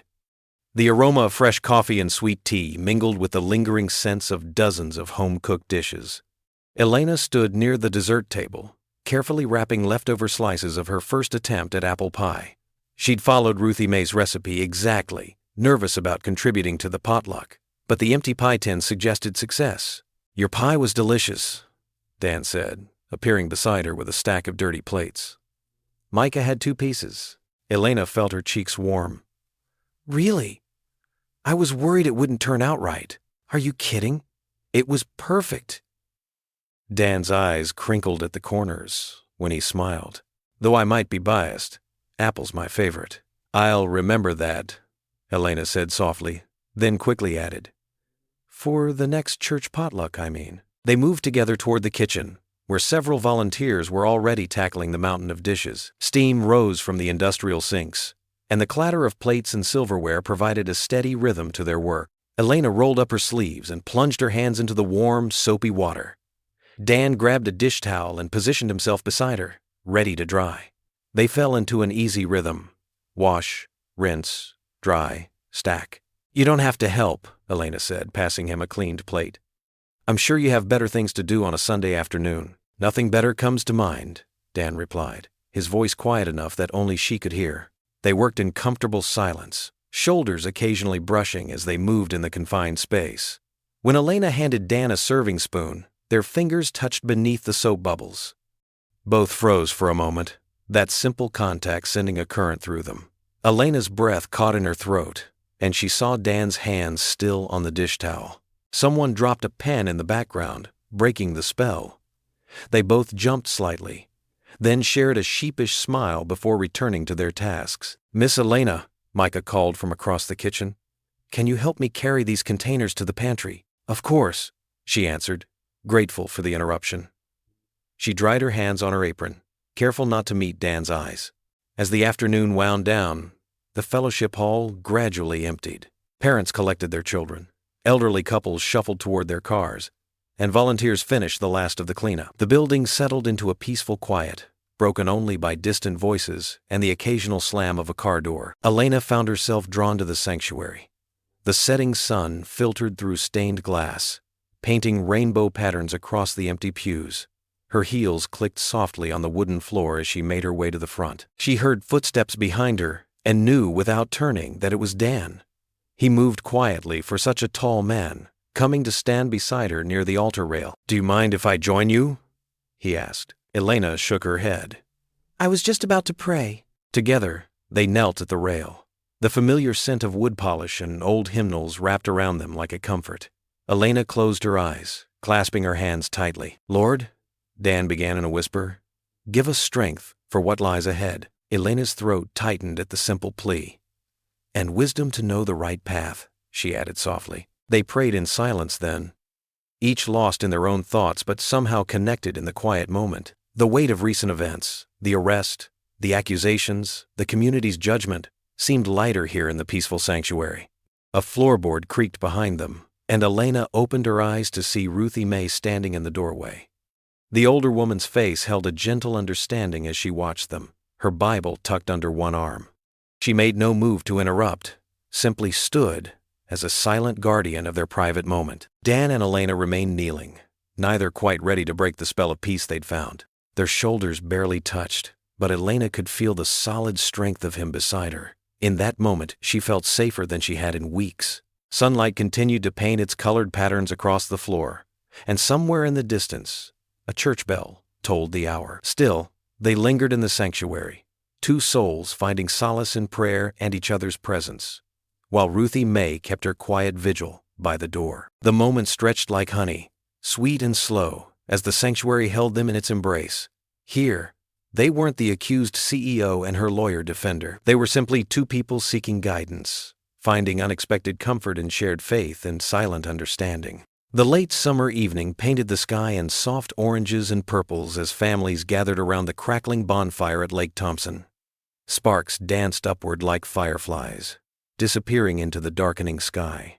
The sweet scent of burning wood mixed with the sugary aroma of toasting marshmallows, while guitar music floated on the gentle breeze. Elena sat on a weathered log, watching children chase each other with sticky fingers and chocolate-smeared grins. Just hours ago, she'd been in the stifling courtroom, heart-pounding as Jessica Martinez, a junior accountant from Fairpoint, took the stand.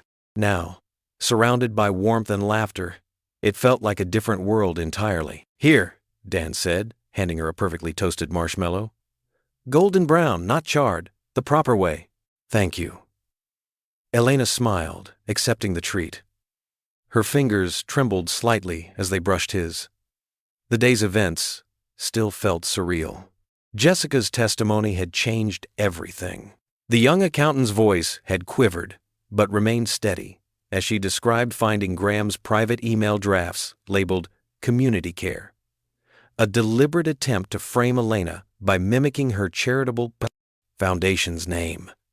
The courtroom had fallen silent, then erupted in whispers as understanding dawned on every face.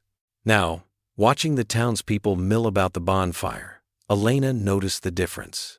Gone were the suspicious glances and worried whispers. Instead, Mrs. Thompson from the bakery had pressed a paper plate of cookies into her hands earlier, saying, "We should have known better, dear." Even old Mr. Jenkins, who'd once crossed the street to avoid her, had tipped his hat in greeting. "Mom would have liked you," Micah said quietly, settling beside Elena on the log. He held his sketchbook close to his chest, fingers drumming nervously against its worn cover. Elena's heart squeezed at his words. "I wish I could have met her. She always said art shows the truth about people." Micah opened his sketchbook carefully. "That's why I started drawing more after she died. To remember the truth about things." Dan watched his son with gentle eyes, pride and pain mingling in his expression.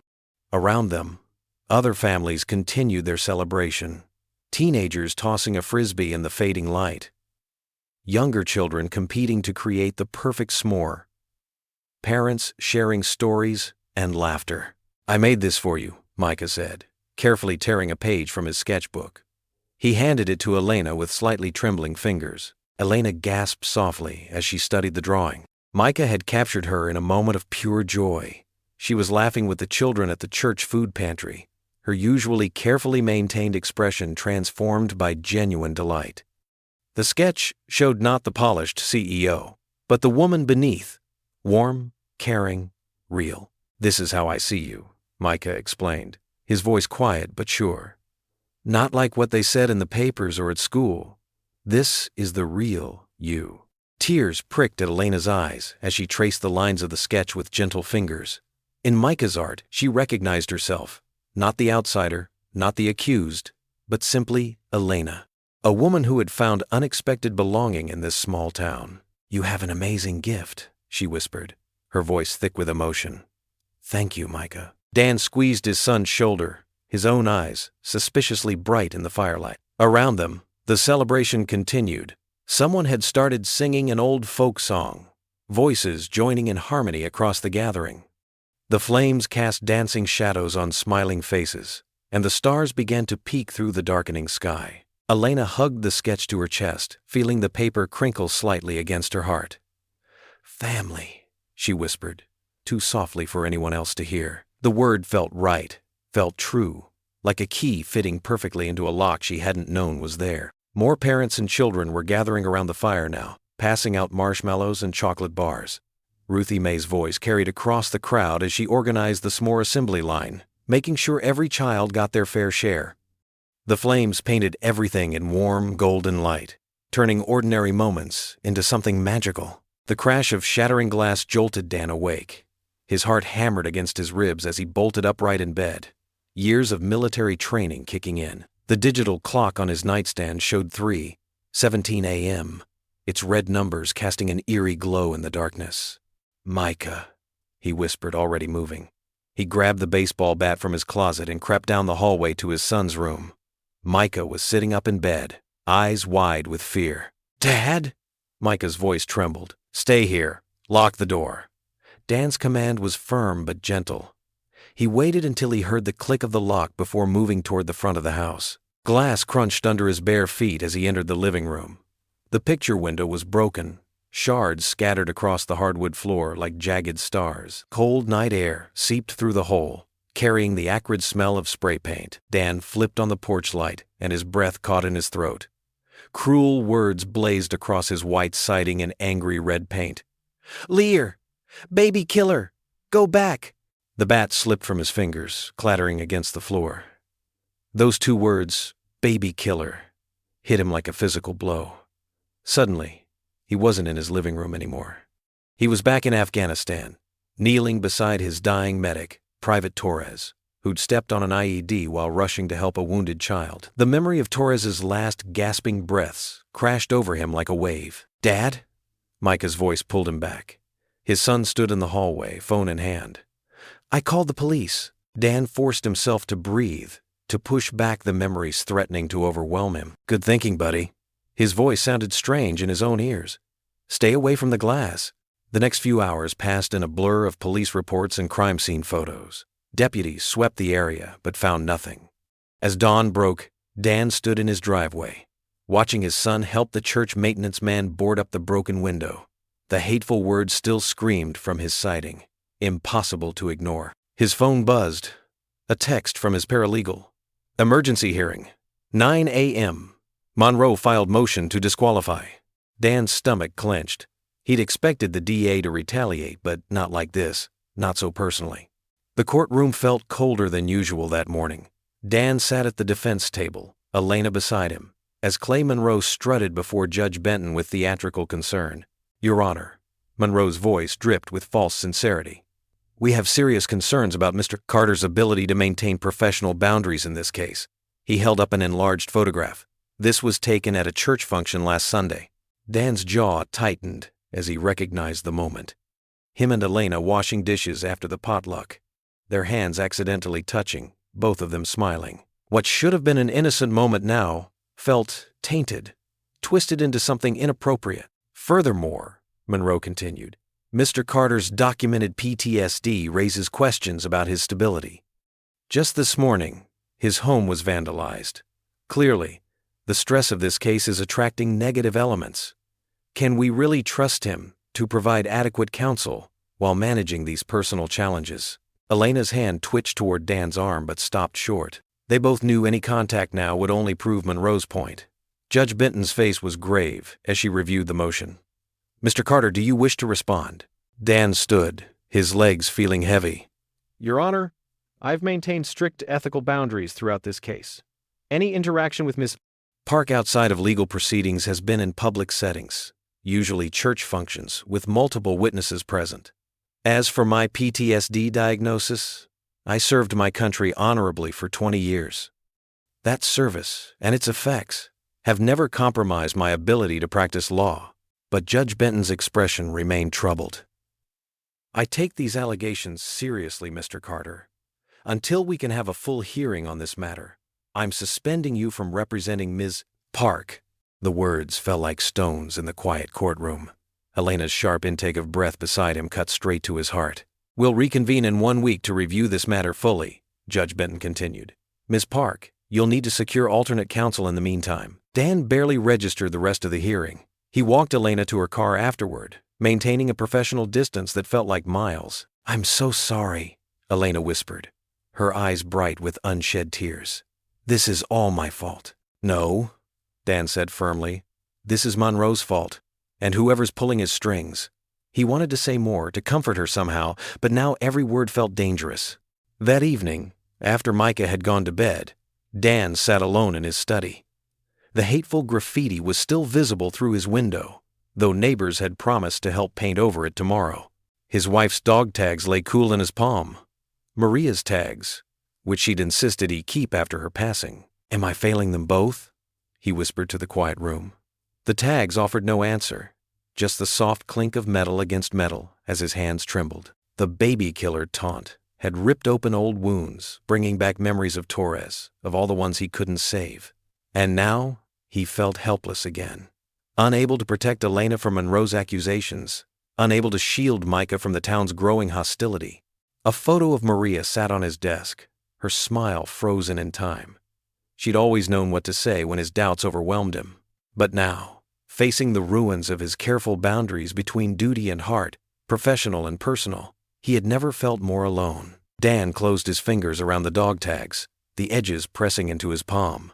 The vandal's message echoed in his mind, along with Monroe's accusations and Judge Benton's suspension. The weight of it all settled heavily on his shoulders as he sat in the darkness, questioning every choice that had led him here. Morning sunlight filtered through the courthouse windows, but it brought no warmth to courtroom 3. Dan stood before Judge Benton's bench, his shoulders straight despite the exhaustion etched on his face. Dark circles shadowed his eyes from a sleepless night spent boarding up windows and scrubbing paint. Judge Benton's expression was grave as she adjusted her reading glasses. "Given the serious nature of these allegations and the evidence presented by the district attorney's office, I have no choice but to temporarily suspend Mr. Carter from representing Ms. Park until a full review can be conducted." The gavel's sharp crack echoed through the hushed courtroom. Dan felt the sound in his bones, like a door slamming shut. He turned to look at Elena, who sat rigid in her chair, her usually composed face pale with shock. "Your Honor," Dan started, but Judge Benton raised her hand. "My decision stands, Mr. Carter. A hearing will be scheduled for next week to review your status." Her voice softened slightly. "I'm sorry, but we must maintain the integrity of these proceedings." As they filed out of the courtroom, Elena's phone buzzed. She read the message, her hands trembling. "The board," she whispered. "They're placing me on indefinite leave, effective immediately." They found an empty conference room. Elena sank into a chair, her professional facade crumbling. "I'm so sorry, Dan. This is all my fault. Your reputation, your practice, your home." Her voice broke. "Elena, don't—" "No," she cut him off, wiping at her eyes. "You stood up for me when no one else would, and look what it's cost you. Maybe," she took a shaky breath, "maybe you should withdraw completely. Protect yourself and Micah." Dan stared out the window at the town square below, where reporters were already gathering. The morning sun caught his wedding ring as he rubbed his temples. "Maybe you're right," he said quietly. The drive home was silent. Dan's thoughts churned with memories of the vandalized house, the whispers around town, the threat to his custody of Micah. He pulled into the driveway, noticing how his son's bicycle lay abandoned by the garage. Micah hadn't ridden it since the bullying started. Inside, Micah sat at the kitchen table, sketching. He looked up as Dan entered, taking in his father's defeated expression. "They suspended you, didn't they?" Dan nodded, dropping his briefcase by the door. "I'm thinking maybe it's time to step back, son. Let someone else handle Elena's case." He sank into a chair. "I can't risk losing you." Micah set down his pencil, his young face serious. "Remember what you told me when I wanted to quit violin after Mom died? You said she'd want me to keep playing, even when it hurt. This is different, Micah, is it?" Micah's voice was quiet, but firm.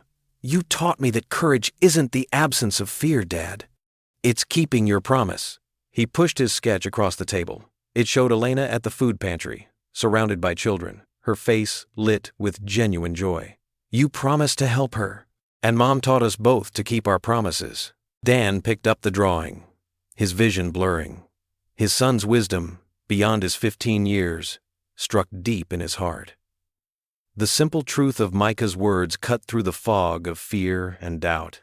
That evening, after Micah went to bed, Dan knelt beside his own bed, just as he had done every night since losing his wife. But tonight, the tears came freely as he prayed. "Lord," he whispered, his voice rough with emotion, "I need clarity. I'm scared. Scared of failing Micah. Scared of failing Elena. Scared of dishonoring Sarah's memory." He touched his wife's dog tags, which hung beside his bed. "Show me the way forward." His prayer continued, punctuated by quiet sobs as moonlight streamed through the hastily boarded window, The house creaked and settled around him, a reminder of both the day's wounds and the home's enduring strength. The phone's ring cut through the pre-dawn quiet of Dan's kitchen. He reached for it with a trembling hand, still rattled from yesterday's suspension. The caller ID showed Mike Torres, his old cyber intelligence buddy from his JAG days. "Dan, you need to see this." Mike's voice crackled with excitement. "Remember that shell company trail we found? Well, I dug deeper into Graham Lyle's lake cabin Wi-Fi records." Dan straightened in his chair, fully alert now. "What did you find? Those doctored spreadsheets? They were uploaded from his cabin's network. We've got timestamps, IP addresses, everything. And get this, they match perfectly with his social media posts from his fishing weekends." Mike paused for effect. The idiot was posting selfies with his catches while framing Elena. Sunlight began streaming through the kitchen window as Dan scribbled notes. His hands steadied as hope flickered to life. "Mike, can you get me documented proof? Something that'll stand up in court?" "Already on it, brother. The whole unit's pulling together on this one. Jenkins is handling the forensics, Rodriguez is building the timeline, and Chaplain Sarah's organizing character witnesses from Veterans Elena's Foundation helped." Dan's throat tightened. After weeks of feeling alone in this fight, his old unit was rallying around him. "I don't know what to say, Mike." "Say you'll keep fighting. We've got your six." Across town, Ruthie Mae Johnson was already busy in the church fellowship hall. Phone pressed to her ear as she arranged chairs. "Yes, Pastor Williams, that's right. A unity service. Tonight." She paused, adjusting a crooked row. "It's time this town remembers who we really are." By mid-morning, word had spread through the community. Ruthie Mae's phone wouldn't stop ringing, people wanting to speak, to share their stories. She wrote each name carefully in her worn notebook, building a tapestry of voices that would tell the fuller truth. The afternoon sun cast long shadows through the church windows as people began filing in. D.A. Clay Monroe slipped into a back pew, his usual confidence dimmed by uncertainty. He'd come only because his mother, a church elder, had insisted. Ruthie Mae stood at the podium, her voice warm and strong. "Tonight, we're here to listen, to really hear each other." She nodded to the first speaker. A middle-aged mechanic stood up. "My daughter has diabetes. When I lost my health insurance, Elena's foundation covered her insulin. No questions asked, no publicity, just help when we needed it most." A elderly woman rose next, hands clasped tightly. "I was suspicious of her at first," she admitted. "Different culture, big corporate job. But when the senior center was closing, she didn't just write a check. She came and played cards with us, learned our names, found us a new location. One by one they stood. A veteran spoke about the job training program. A single mother described the daycare scholarship. A teenager talked about the science lab Elena helped fund at the high school." In his back pew, Clay Monroe shifted uncomfortably. The faces and stories were harder to dismiss than spreadsheets and allegations. These were his neighbors, people he'd known all his life, speaking about acts of genuine kindness he'd never bothered to investigate. Dan sat near the front, Micah beside him, listening as the testimony continued. Each story added another piece to the puzzle of who Elena truly was. Not the cold corporate figure some imagined, but a woman who used her position to quietly help others. Elena herself wasn't present. She'd felt it wouldn't be appropriate, but her impact filled the room in the voices of those she'd helped, in the lives she'd touched without fanfare or recognition. As the service drew to a close, Ruthie Mae led them in Amazing Grace. The familiar melody carried all their voices, young and old, longtime residents and newcomers, those who doubted and those who'd believed. Outside on the church steps afterward, Dan found Elena waiting in the growing dusk. She'd parked down the street, out of sight, not wanting to intrude, but unable to stay completely away. Her eyes were red from crying. She'd heard the singing from her car. They stood in silence for a moment, the evening breeze stirring Elena's hair. No words were needed.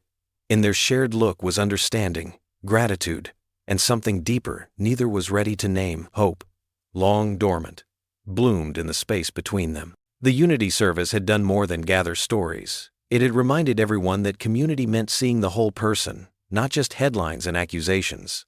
For Elena, hearing her private acts of kindness spoken aloud had been healing. For Dan, watching his neighbors choose truth over suspicion had restored his faith in justice. Clay Monroe's car pulled away from the church, brake lights glowing briefly in the twilight. The DA's face was troubled, thoughtful. The simple narratives he'd built his case on had grown more complex, more human. Behind them, Ruthie Mae watched from the doorway, her heart full. Sometimes healing started with listening, with making space for truth to be spoken. She'd seen it happen countless times in her years of ministry. How sharing stories could build bridges across the widest divides. The evidence from Dan's veteran friends combined with the human testimony from the Unity service had shifted something fundamental in the town's atmosphere. Where there had been suspicion, understanding began to grow. Where there had been division, connection took root. Dan and Elena remained on the church steps, their shadows stretching long in the fading light. Tomorrow would bring new challenges, legal battles, community tensions, personal struggles.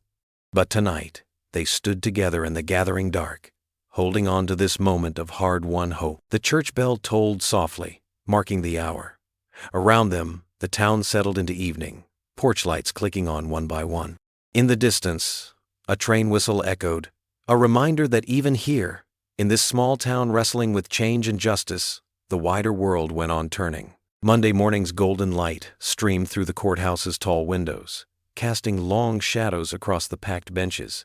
Every seat was filled, with people standing 3 deep along the back wall. The air felt thick with tension and whispered prayers. Dan stood at the defense table, his navy suit pressed, and his father's lucky tie knotted at his throat. Next to him, Elena sat straight-backed in a modest gray dress, her hands clasped tightly in her lap. Across the aisle, D.A. Monroe shuffled papers with forced confidence, while Graham Lyle lounged in his expensive suit, smirking. Judge Benton entered, her robes swishing as she took her seat. "Good morning. We're here to address 2 matters. The motion to permanently disqualify Mr. Carter as counsel, and if denied, to continue with evidentiary hearings." Mr. Monroe, the DA rose. "Your Honor, we maintain that Mr. Carter's emotional involvement with the defendant compromises his judgment and the integrity of these proceedings." Dan stood slowly, touching his breast pocket where he kept a photo of Micah. "Your Honor, I've prepared a detailed record of my interactions with Ms. Park since taking this case." He lifted a thick binder. Every meeting documented with time, place, and witnesses present. Phone logs showing all calls were case-related and limited to business hours. Ruthie Mae Thompson served as a third-party chaperone for any meetings outside my office. I've maintained strict ethical walls. Judge Benton accepted the binder, studying it carefully. "These are remarkably thorough records, Mr. Carter. Your Honor, as a former JAG officer, I understand the paramount importance of ethical conduct. My military training—" "Objection," Monroe interrupted. "Military service is irrelevant." "Overruled," Judge Benton said sharply. "Mr. Carter's professional background speaks directly to his ethical awareness. Please continue." Dan nodded. "Thank you, Your Honor. I've also included affidavits from other attorneys who can attest to my continued objectivity and professionalism throughout this case." The judge reviewed the documents, her expression thoughtful. After several tense minutes, she looked up. "Motion to disqualify is denied. Mr. Carter's documentation shows appropriate boundaries were maintained." She turned a stern gaze to Monroe. "The court notes with disapproval the prosecution's attempt to weaponize basic human kindness into misconduct." Elena's shoulders relaxed slightly. Dan squared his stance, ready for the next phase. "Now, regarding new evidence," Dan continued, "I'd like to present findings about the fraudulent spreadsheet central to this case." He gestured to Mike Torres, who approached with a laptop. "Your Honor, this is Chief Warrant Officer Torres, a certified digital forensics expert. He's analyzed metadata from the allegedly incriminating files." Mike set up his computer, projecting images onto the courtroom screen. "These timestamps show when the fraudulent documents were created and modified. They perfectly align with the Wi-Fi records from Mr. Lyle's lake cabin." Graham Lyle shifted uncomfortably in his seat as Mike continued. "But here's where it gets interesting." He clicked to show several social media posts. These are Mr. Lyle's own photos from his fishing trips, GPS tagged at his cabin, posted at the exact times the fraudulent documents were being modified. Murmurs rippled through the gallery. Graham's smirk vanished. "Permission to approach?" Dan asked. At the judge's nod, he carried printed copies forward. Note the timestamps on Mr. Lyle's phishing selfies. Down to the minute. They match the document modifications.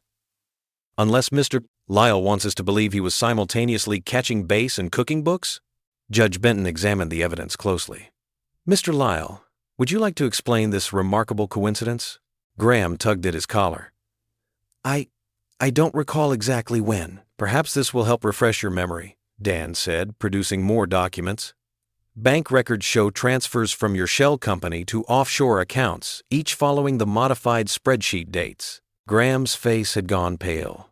He grabbed a water glass with shaking hands. Mr. Lyle, Judge Benton's voice cut through the tension.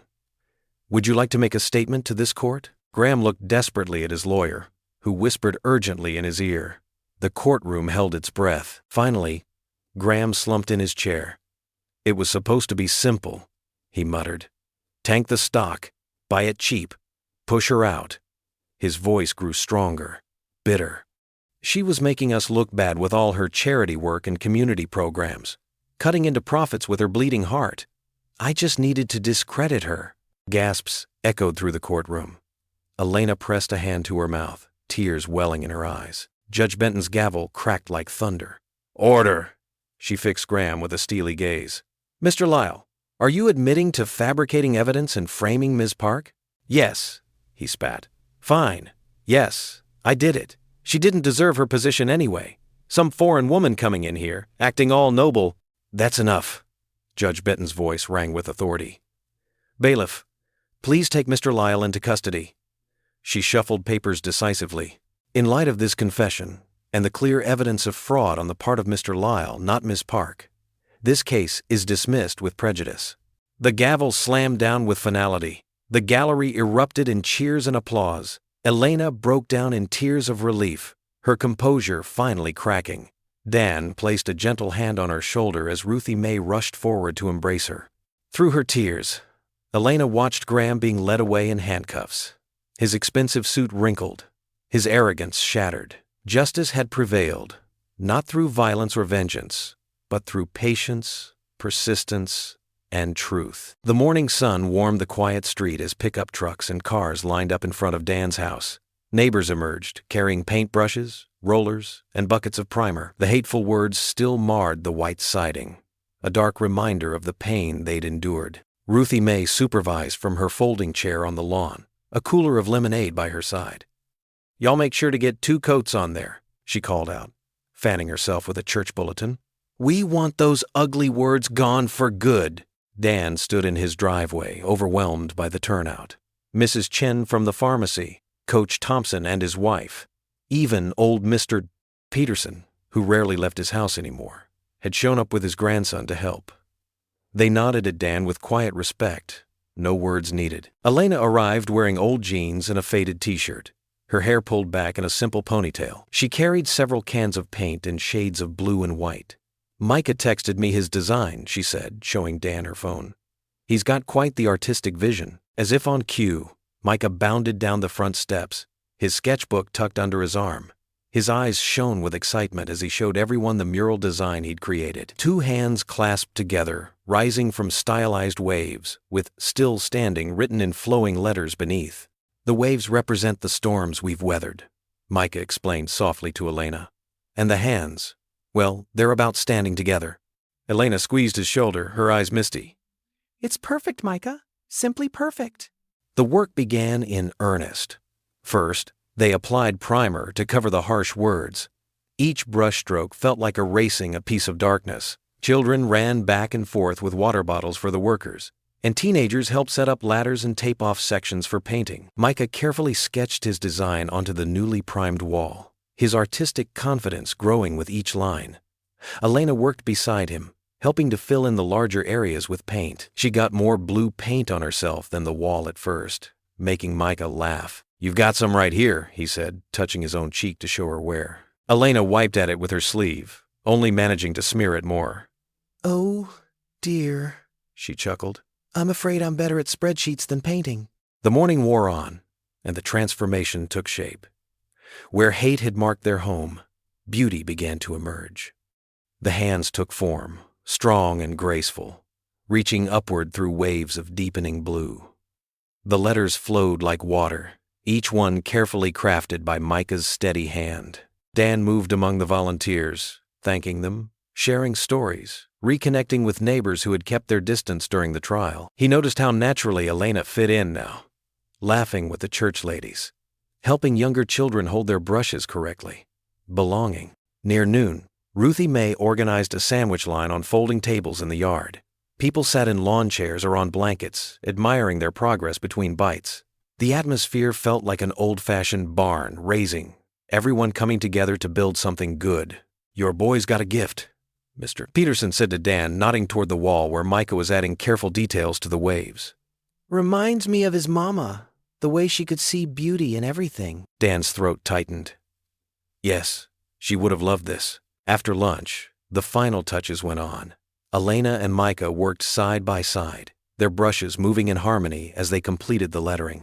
Both had paint in their hair and on their clothes, but their smiles were bright and real. Dan stepped back, leaning against one of the ladders.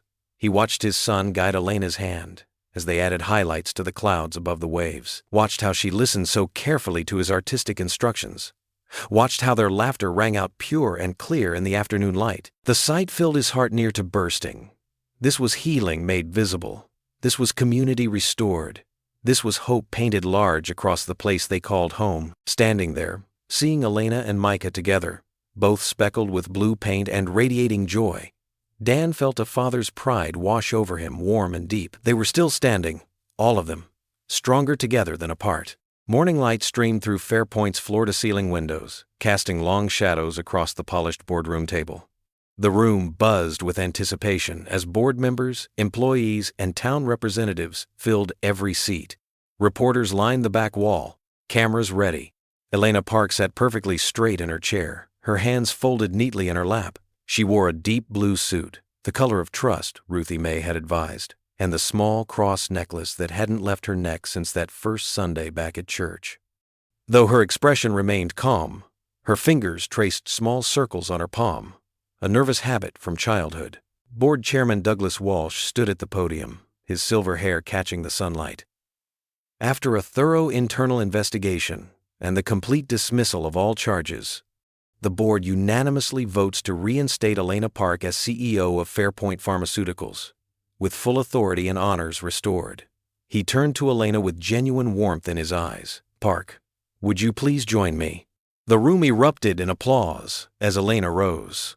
Some of the longest-serving employees wiped away tears. They had always known, the truth about their leader's character. As Elena took her place at the podium, she saw familiar faces in the crowd.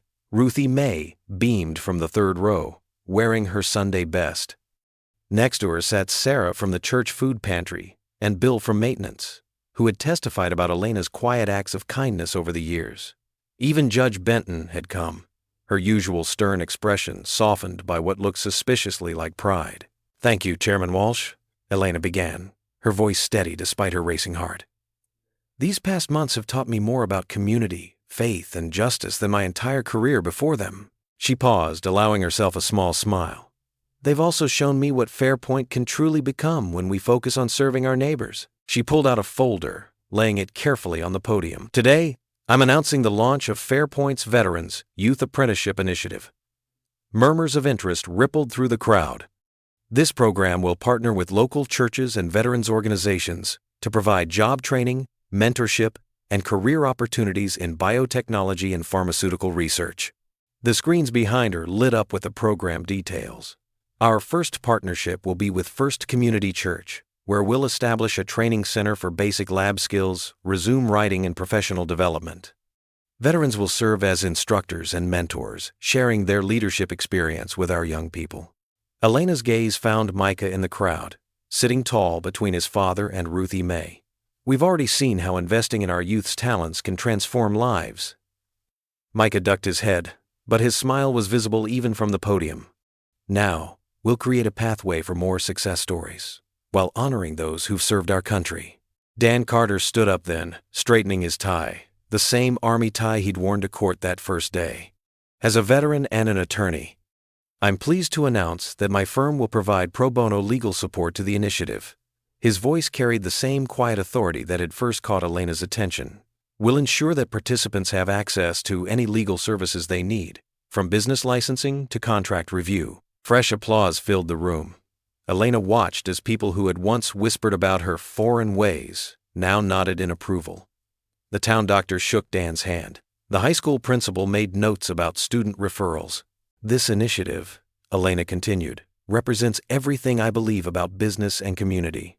When we lift each other up, when we combine experience with opportunity, when we break down barriers instead of building them, that's when true growth happens. She looked down at her notes, then set them aside. During the trial, someone vandalized a good man's home with hateful words, but our community responded by painting over that hatred with beauty. Her voice grew stronger. That's what we're doing here today. We're creating something beautiful from pain. We're turning wounds into wisdom. Chairman Walsh stepped forward again, holding up a silver pen. The board has already approved full funding for the initiative's first 5 years. He handed Elena the pen with a flourish. Would you do the honors?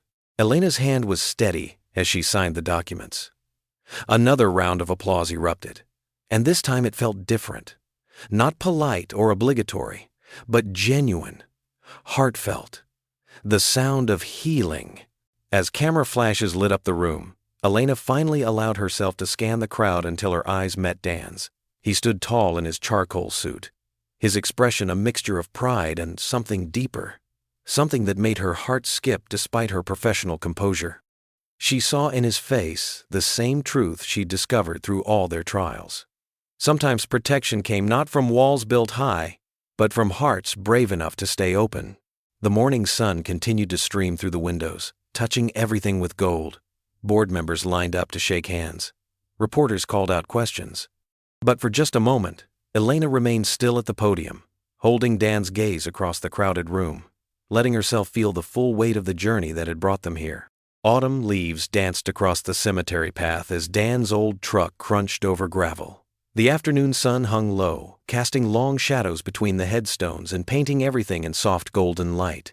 Dan parked near a large oak tree, its branches stretching protectively over several rows of markers. Micah climbed out first, carrying a small bundle of freshly cut flowers from their garden. Elena stepped down carefully, holding a bouquet of white lilies wrapped in simple brown paper. Dan took longer, his hands gripping the steering wheel for a moment before he reached for the small American flag he'd brought to replace the faded one at the grave. They walked in comfortable silence along the winding path. Dan led the way, his steps sure and practiced. He'd walked this route countless times before, but today felt different. Today, he wasn't coming alone with his grief. The headstone stood under a young maple tree, its red leaves scattered around the base like nature's own offering. The marble was simple but elegant, with military precision in its placement. Sarah Elizabeth Carter, beloved wife and mother. Greater love has no one than this. Micah moved first, kneeling to clear away old leaves and straighten the small ceramic angel he'd placed there months ago. His fingers traced the letters of his mother's name with familiar tenderness. Elena hung back, giving them space while holding the lilies close to her chest. She watched as Dan replaced the flag, his movements precise and respectful. The same care he'd shown in every courtroom, every moment of standing up for what was right. "Hey, Sarah," Dan said softly, his voice carrying in the quiet afternoon air. He knelt beside Micah, placing one hand on the cool stone. "I brought some people to see you today." He glanced back at Elena, offering a gentle smile that invited her forward. Elena stepped closer, her heels sinking slightly into the soft ground. She knelt carefully and laid the lilies against the headstone, their white petals bright against the gray marble. Bowing her head, she closed her eyes in silent respect. "You taught me so much about love," Dan continued, his voice growing stronger. "About being brave enough to open your heart, even when it's scary.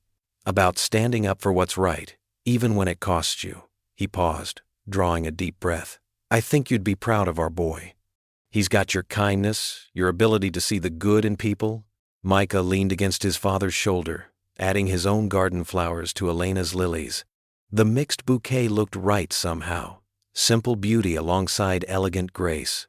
"I didn't know your wife," Elena said quietly, "but I see her strength in both of you. the way you defend those who need it, the way you love so completely." Her voice wavered slightly. "Thank you for teaching them that kind of love." Dan reached out, touching the engraved letters of Sarah's name. "Thank you," he said softly, "for teaching me to love bravely, for showing me that love isn't just about holding on. Sometimes it's about letting go, about being open to new chapters even when they're unexpected." A gentle breeze stirred the leaves around them, carrying the sweet scent of autumn. Micah pulled out his sketchbook and tore out a page, a drawing he'd done of the three of them at the church potluck, laughing over spilled lemonade. He tucked it carefully behind the flowers. "Mom would have liked you," Micah said to Elena, his voice sure and clear.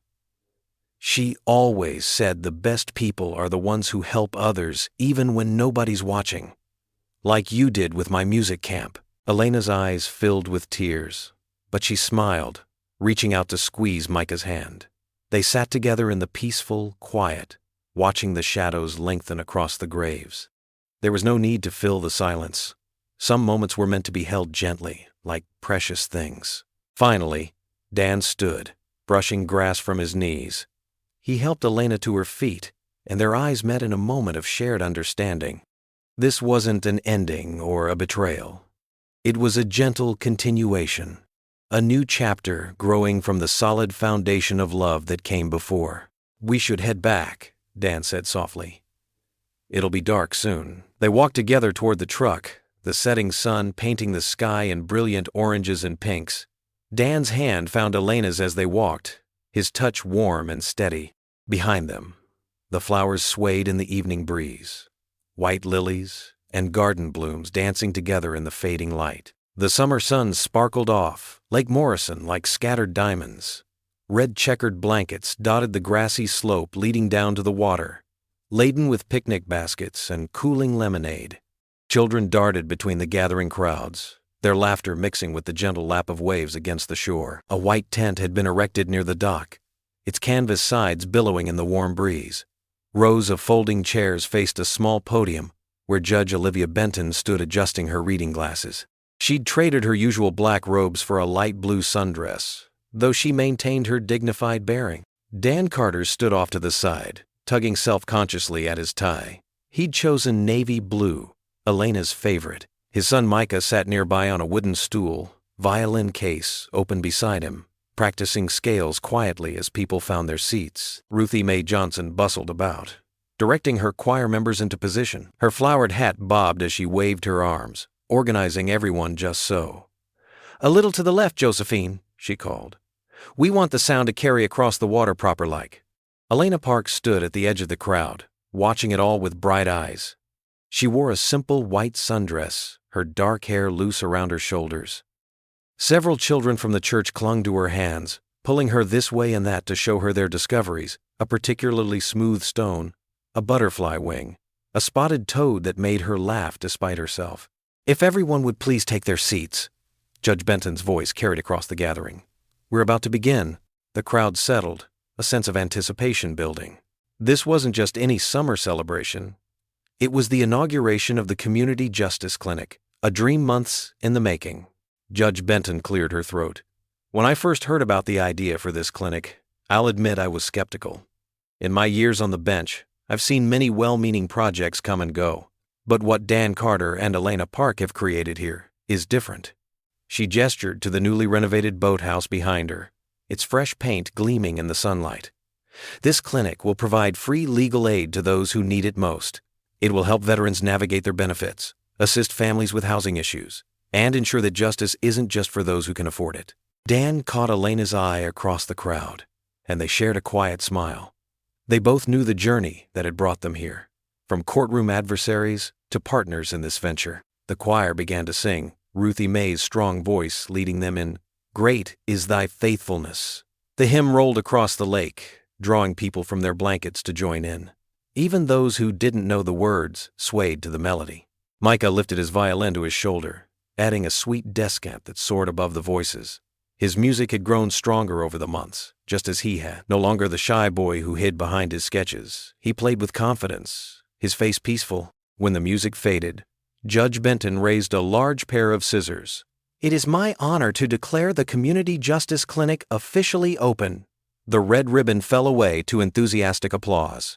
People began to mingle, sharing food and stories. Children splashed at the lake's edge, their shrieks of joy punctuated by the buzz of dragonflies skimming the water. Elena moved through the crowd, accepting congratulations with grace, though her eyes kept finding their way back to Dan.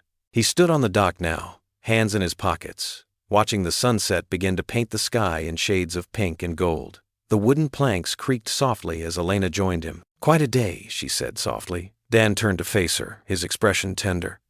You know, I've been meaning to ask you something. A gentle breeze stirred Elena's hair as she waited, heart quickening. "Would you have dinner with me?" He smiled, adding, "Not as your lawyer, not as your clinic partner, just me." Tears welled in Elena's eyes, but her smile was radiant. "Counselor," she said, voice trembling with joy, "I fell for my protector a long time ago." Behind them, Micah's violin began to play again, a sweet melody that danced across the water. Ruthie Mae's choir hummed along, their voices soft and reverent. Children continued to chase dragonflies through the grass, their parents watching from checkered blankets, while Judge Benton chatted with townspeople about their hopes for the clinic. The sun painted everything in warm gold, blessing this moment of new beginnings with its gentle light. The evening sun dipped below the tree line, painting the lake in shades of amber and rose. Most of the celebration crowds had thinned, leaving only a few scattered groups around crackling bonfires that dotted the shoreline. The flames cast dancing shadows across the sand, their warmth a gentle buffer against the cooling night air. Dan added another log to their fire, sending sparks spiraling up into the darkening sky. Elena sat on a weathered log beside him, her shoes off, toes curling in the cool sand. Micah sprawled on a blanket nearby, his sketchbook propped against his knees as he captured the sunset's last light in swift, sure strokes. "I still can't believe how much has changed," Elena said softly, watching the flames. "6 months ago, I thought I'd lost everything." Dan nodded, settling back onto the log beside her. "I remember that first night at the gala. You looked so terrified," Elena offered with a small laugh. "Dignified," Dan corrected. "Even in handcuffs, you held your head high. That's what caught my attention first." Elena turned to look at him, the firelight softening her features. "And here I thought it was my stellar legal predicament that drew you in." "That was part of it," Dan admitted, running a hand through his graying hair. "But there was something else. The way people whispered, how quick they were to judge. It reminded me of coming home from deployment, feeling like an outsider in my own town." Micah's pencil scratched quietly against paper as crickets began their evening chorus. Elena pulled her knees up, wrapping her arms around them. "I spent so many years building walls," she said, "being the perfect CEO, the unshakable leader. I thought if I just worked hard enough, proved myself enough, the walls would keep you safe?" Dan finished gently. She nodded, blinking back tears.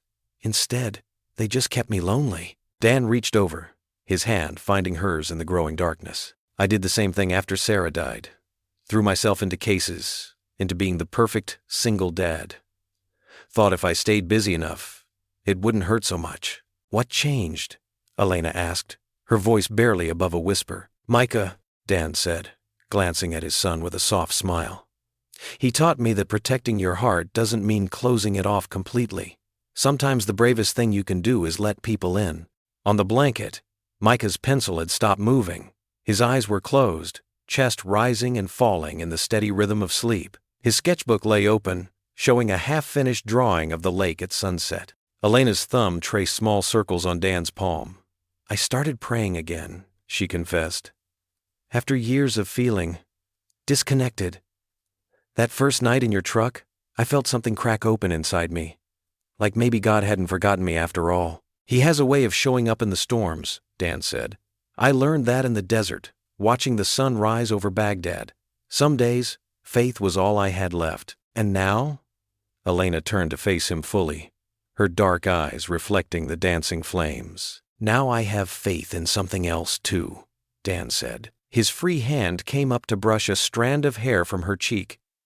"In second chances, in healing, in—" He paused, swallowing hard. "In love." Elena's breath caught. "Dan, I know it hasn't been long," he continued softly. "And I know we've had to be careful, Keep things professional during the trial. But Elena, these past months, watching you with Micah, seeing your heart for this community, I've been falling for you day by day." A tear slipped down Elena's cheek. "I was so afraid," she whispered. "Afraid of hoping. Afraid of wanting more. But you and Micah, you became my anchor in the storm, my safe harbor." Dan's hand cupped her cheek, thumb brushing away the tear. "No more storms," he promised. "Whatever comes next, we face it together." Elena leaned into his touch, her eyes closing briefly. When she opened them again, they shone with certainty. "Together," she echoed. The fire crackled softly. Somewhere in the distance, a whip pour will called into the gathering night. Dan leaned forward slowly, giving her time to pull away if she wanted. Instead, Elena met him halfway. Their first kiss was gentle as a prayer, reverent as a promise. Dan's lips brushed hers with infinite tenderness, his hand still cradling her face like something precious. Elena's fingers curled into the fabric of his shirt, anchoring herself in this moment, this new beginning. When they finally pulled apart, both had tears in their eyes. The fire painted their faces in gold, and overhead, the first stars were beginning to appear. The first rays of sunlight painted the sky in delicate strokes of pink and gold, turning the lake's surface into a mirror of shimmering light. A gentle breeze carried the sweet scent of pine and morning dew across the water. Birds called to one another from the trees, cardinals, chickadees, and mourning doves joining together in nature's chorus. Dan and Micah's footsteps crunched softly on the gravel path that wound around the lake. Their steady rhythm matched the peaceful pulse of the dawn. Dan glanced at his son, chest swelling with pride as Micah kept pace beside him. The morning jog had become their ritual over the past few weeks, a quiet time for father and son to share the day's beginning. "Looking strong there, buddy," Dan said, noticing how Micah's stride had lengthened. Micah grinned, slightly out of breath, but determined. "Music teacher says exercise helps with breath control for playing violin." They rounded the bend, where the path opened to a grassy clearing. Elena stood at the wooden picnic table, arranging plates and containers. She wore one of Dan's old army sweatshirts, the sleeves rolled up as she worked. The sight made Dan's heart skip. How natural she looked there, how right. The aroma of coffee and warm cinnamon rolls drifted toward them. Elena had insisted on learning Ruthie Mae's famous recipe, spending countless Saturday afternoons in the church kitchen until she mastered it. Now the sweet treats were her signature contribution to their morning gatherings. "Perfect timing," Elena called out, waving as they approached. Her dark hair caught the morning light, and her smile brightened the already beautiful dawn. "Everything's ready." Micah flopped onto the bench, reaching for a roll. "Mom, these smell amazing." The word mom slipped out naturally now, though Elena's eyes still sparkled with joy each time she heard it. She ruffled Micah's hair as she sat down beside him, passing Dan his coffee, black with just a hint of sugar, exactly how he liked it. "I was thinking," Elena said, spreading a napkin across her lap, "we could help Ruthie Mae set up for the church picnic later. She mentioned needing extra hands with the tables." Dan nodded, savoring the rich coffee. "Good idea. Micah, you could bring your violin, maybe play that new piece you've been practicing?" "The one about sunrise?" Micah asked around a mouthful of cinnamon roll. "I think it's ready." Elena beamed. "The one you composed yourself? Oh, you have to play it. Mrs. Chen from the Senior Center especially loves your music." They continued planning their day, voices soft in the morning quiet. A family of ducks waddled past, heading toward the water. The mother duck led her ducklings in a neat row, each one following faithfully in her wake. Elena watched them, her expression thoughtful. "You know, I used to come here alone, early in the morning, when I first moved to town. I'd watch families like that," she nodded toward the ducks, "and wonder if I'd ever find where I belonged." Dan reached across the table, taking her hand. His thumb traced gentle circles on her palm. "And now?" "Now?" Elena's voice softened. She looked at Micah, who was sketching the ducks in his ever-present notebook. Then back at Dan. "Now, I know exactly where I belong." The morning sun climbed higher, warming their shoulders. Other early risers began appearing on the path. Joggers, dog walkers, elderly couples taking their daily constitutional. Each one called out friendly greetings as they passed. "Morning, Carter family. Beautiful day, isn't it? Those cinnamon rolls smell heavenly, Elena." No suspicion in their voices now. No whispered accusations or sidelong glances. Just neighbors greeting neighbors, the way it should be. "We should head back soon," Dan said, checking his watch. "Get cleaned up before church." They began gathering the breakfast things, working together with the easy familiarity of a family who knew each other's rhythms. Micah collected the napkins while Elena packed away the remaining rolls. Dan folded the tablecloth, pausing to watch them. The morning light caught Elena's profile as she laughed at something Micah said. The sound of their joy, the sight of them together, it filled a space in Dan's heart he thought would stay empty forever. "We're home," he whispered, the words carrying on the morning breeze. Elena turned, catching his words. Her eyes met his, understanding flowing between them. She reached for his hand as Micah shouldered his backpack. Together, they started walking toward the rising sun. Their joined shadows stretched behind them. 3 figures merged into one. The lake sparkled beside them, birds sang overhead, and their footsteps fell in perfect harmony. Faith had brought them here. Faith in justice, in love, in the power of standing together. Now that same faith would guide them forward, step by step, into whatever tomorrow might bring. Their fingers interlaced as they walked, Elena's hand warm in Dan's. Micah's artistic fingers clasped securely in his mother's other hand. The morning light embraced them, blessing their path with golden promise. What would you do if you were in their place? Comment your answer below, and let's see how you'd rewrite the ending. If you enjoyed the story of Daniel Dan Carter, I handpicked the next story that you will enjoy. Please don't miss this one. Click here to watch it.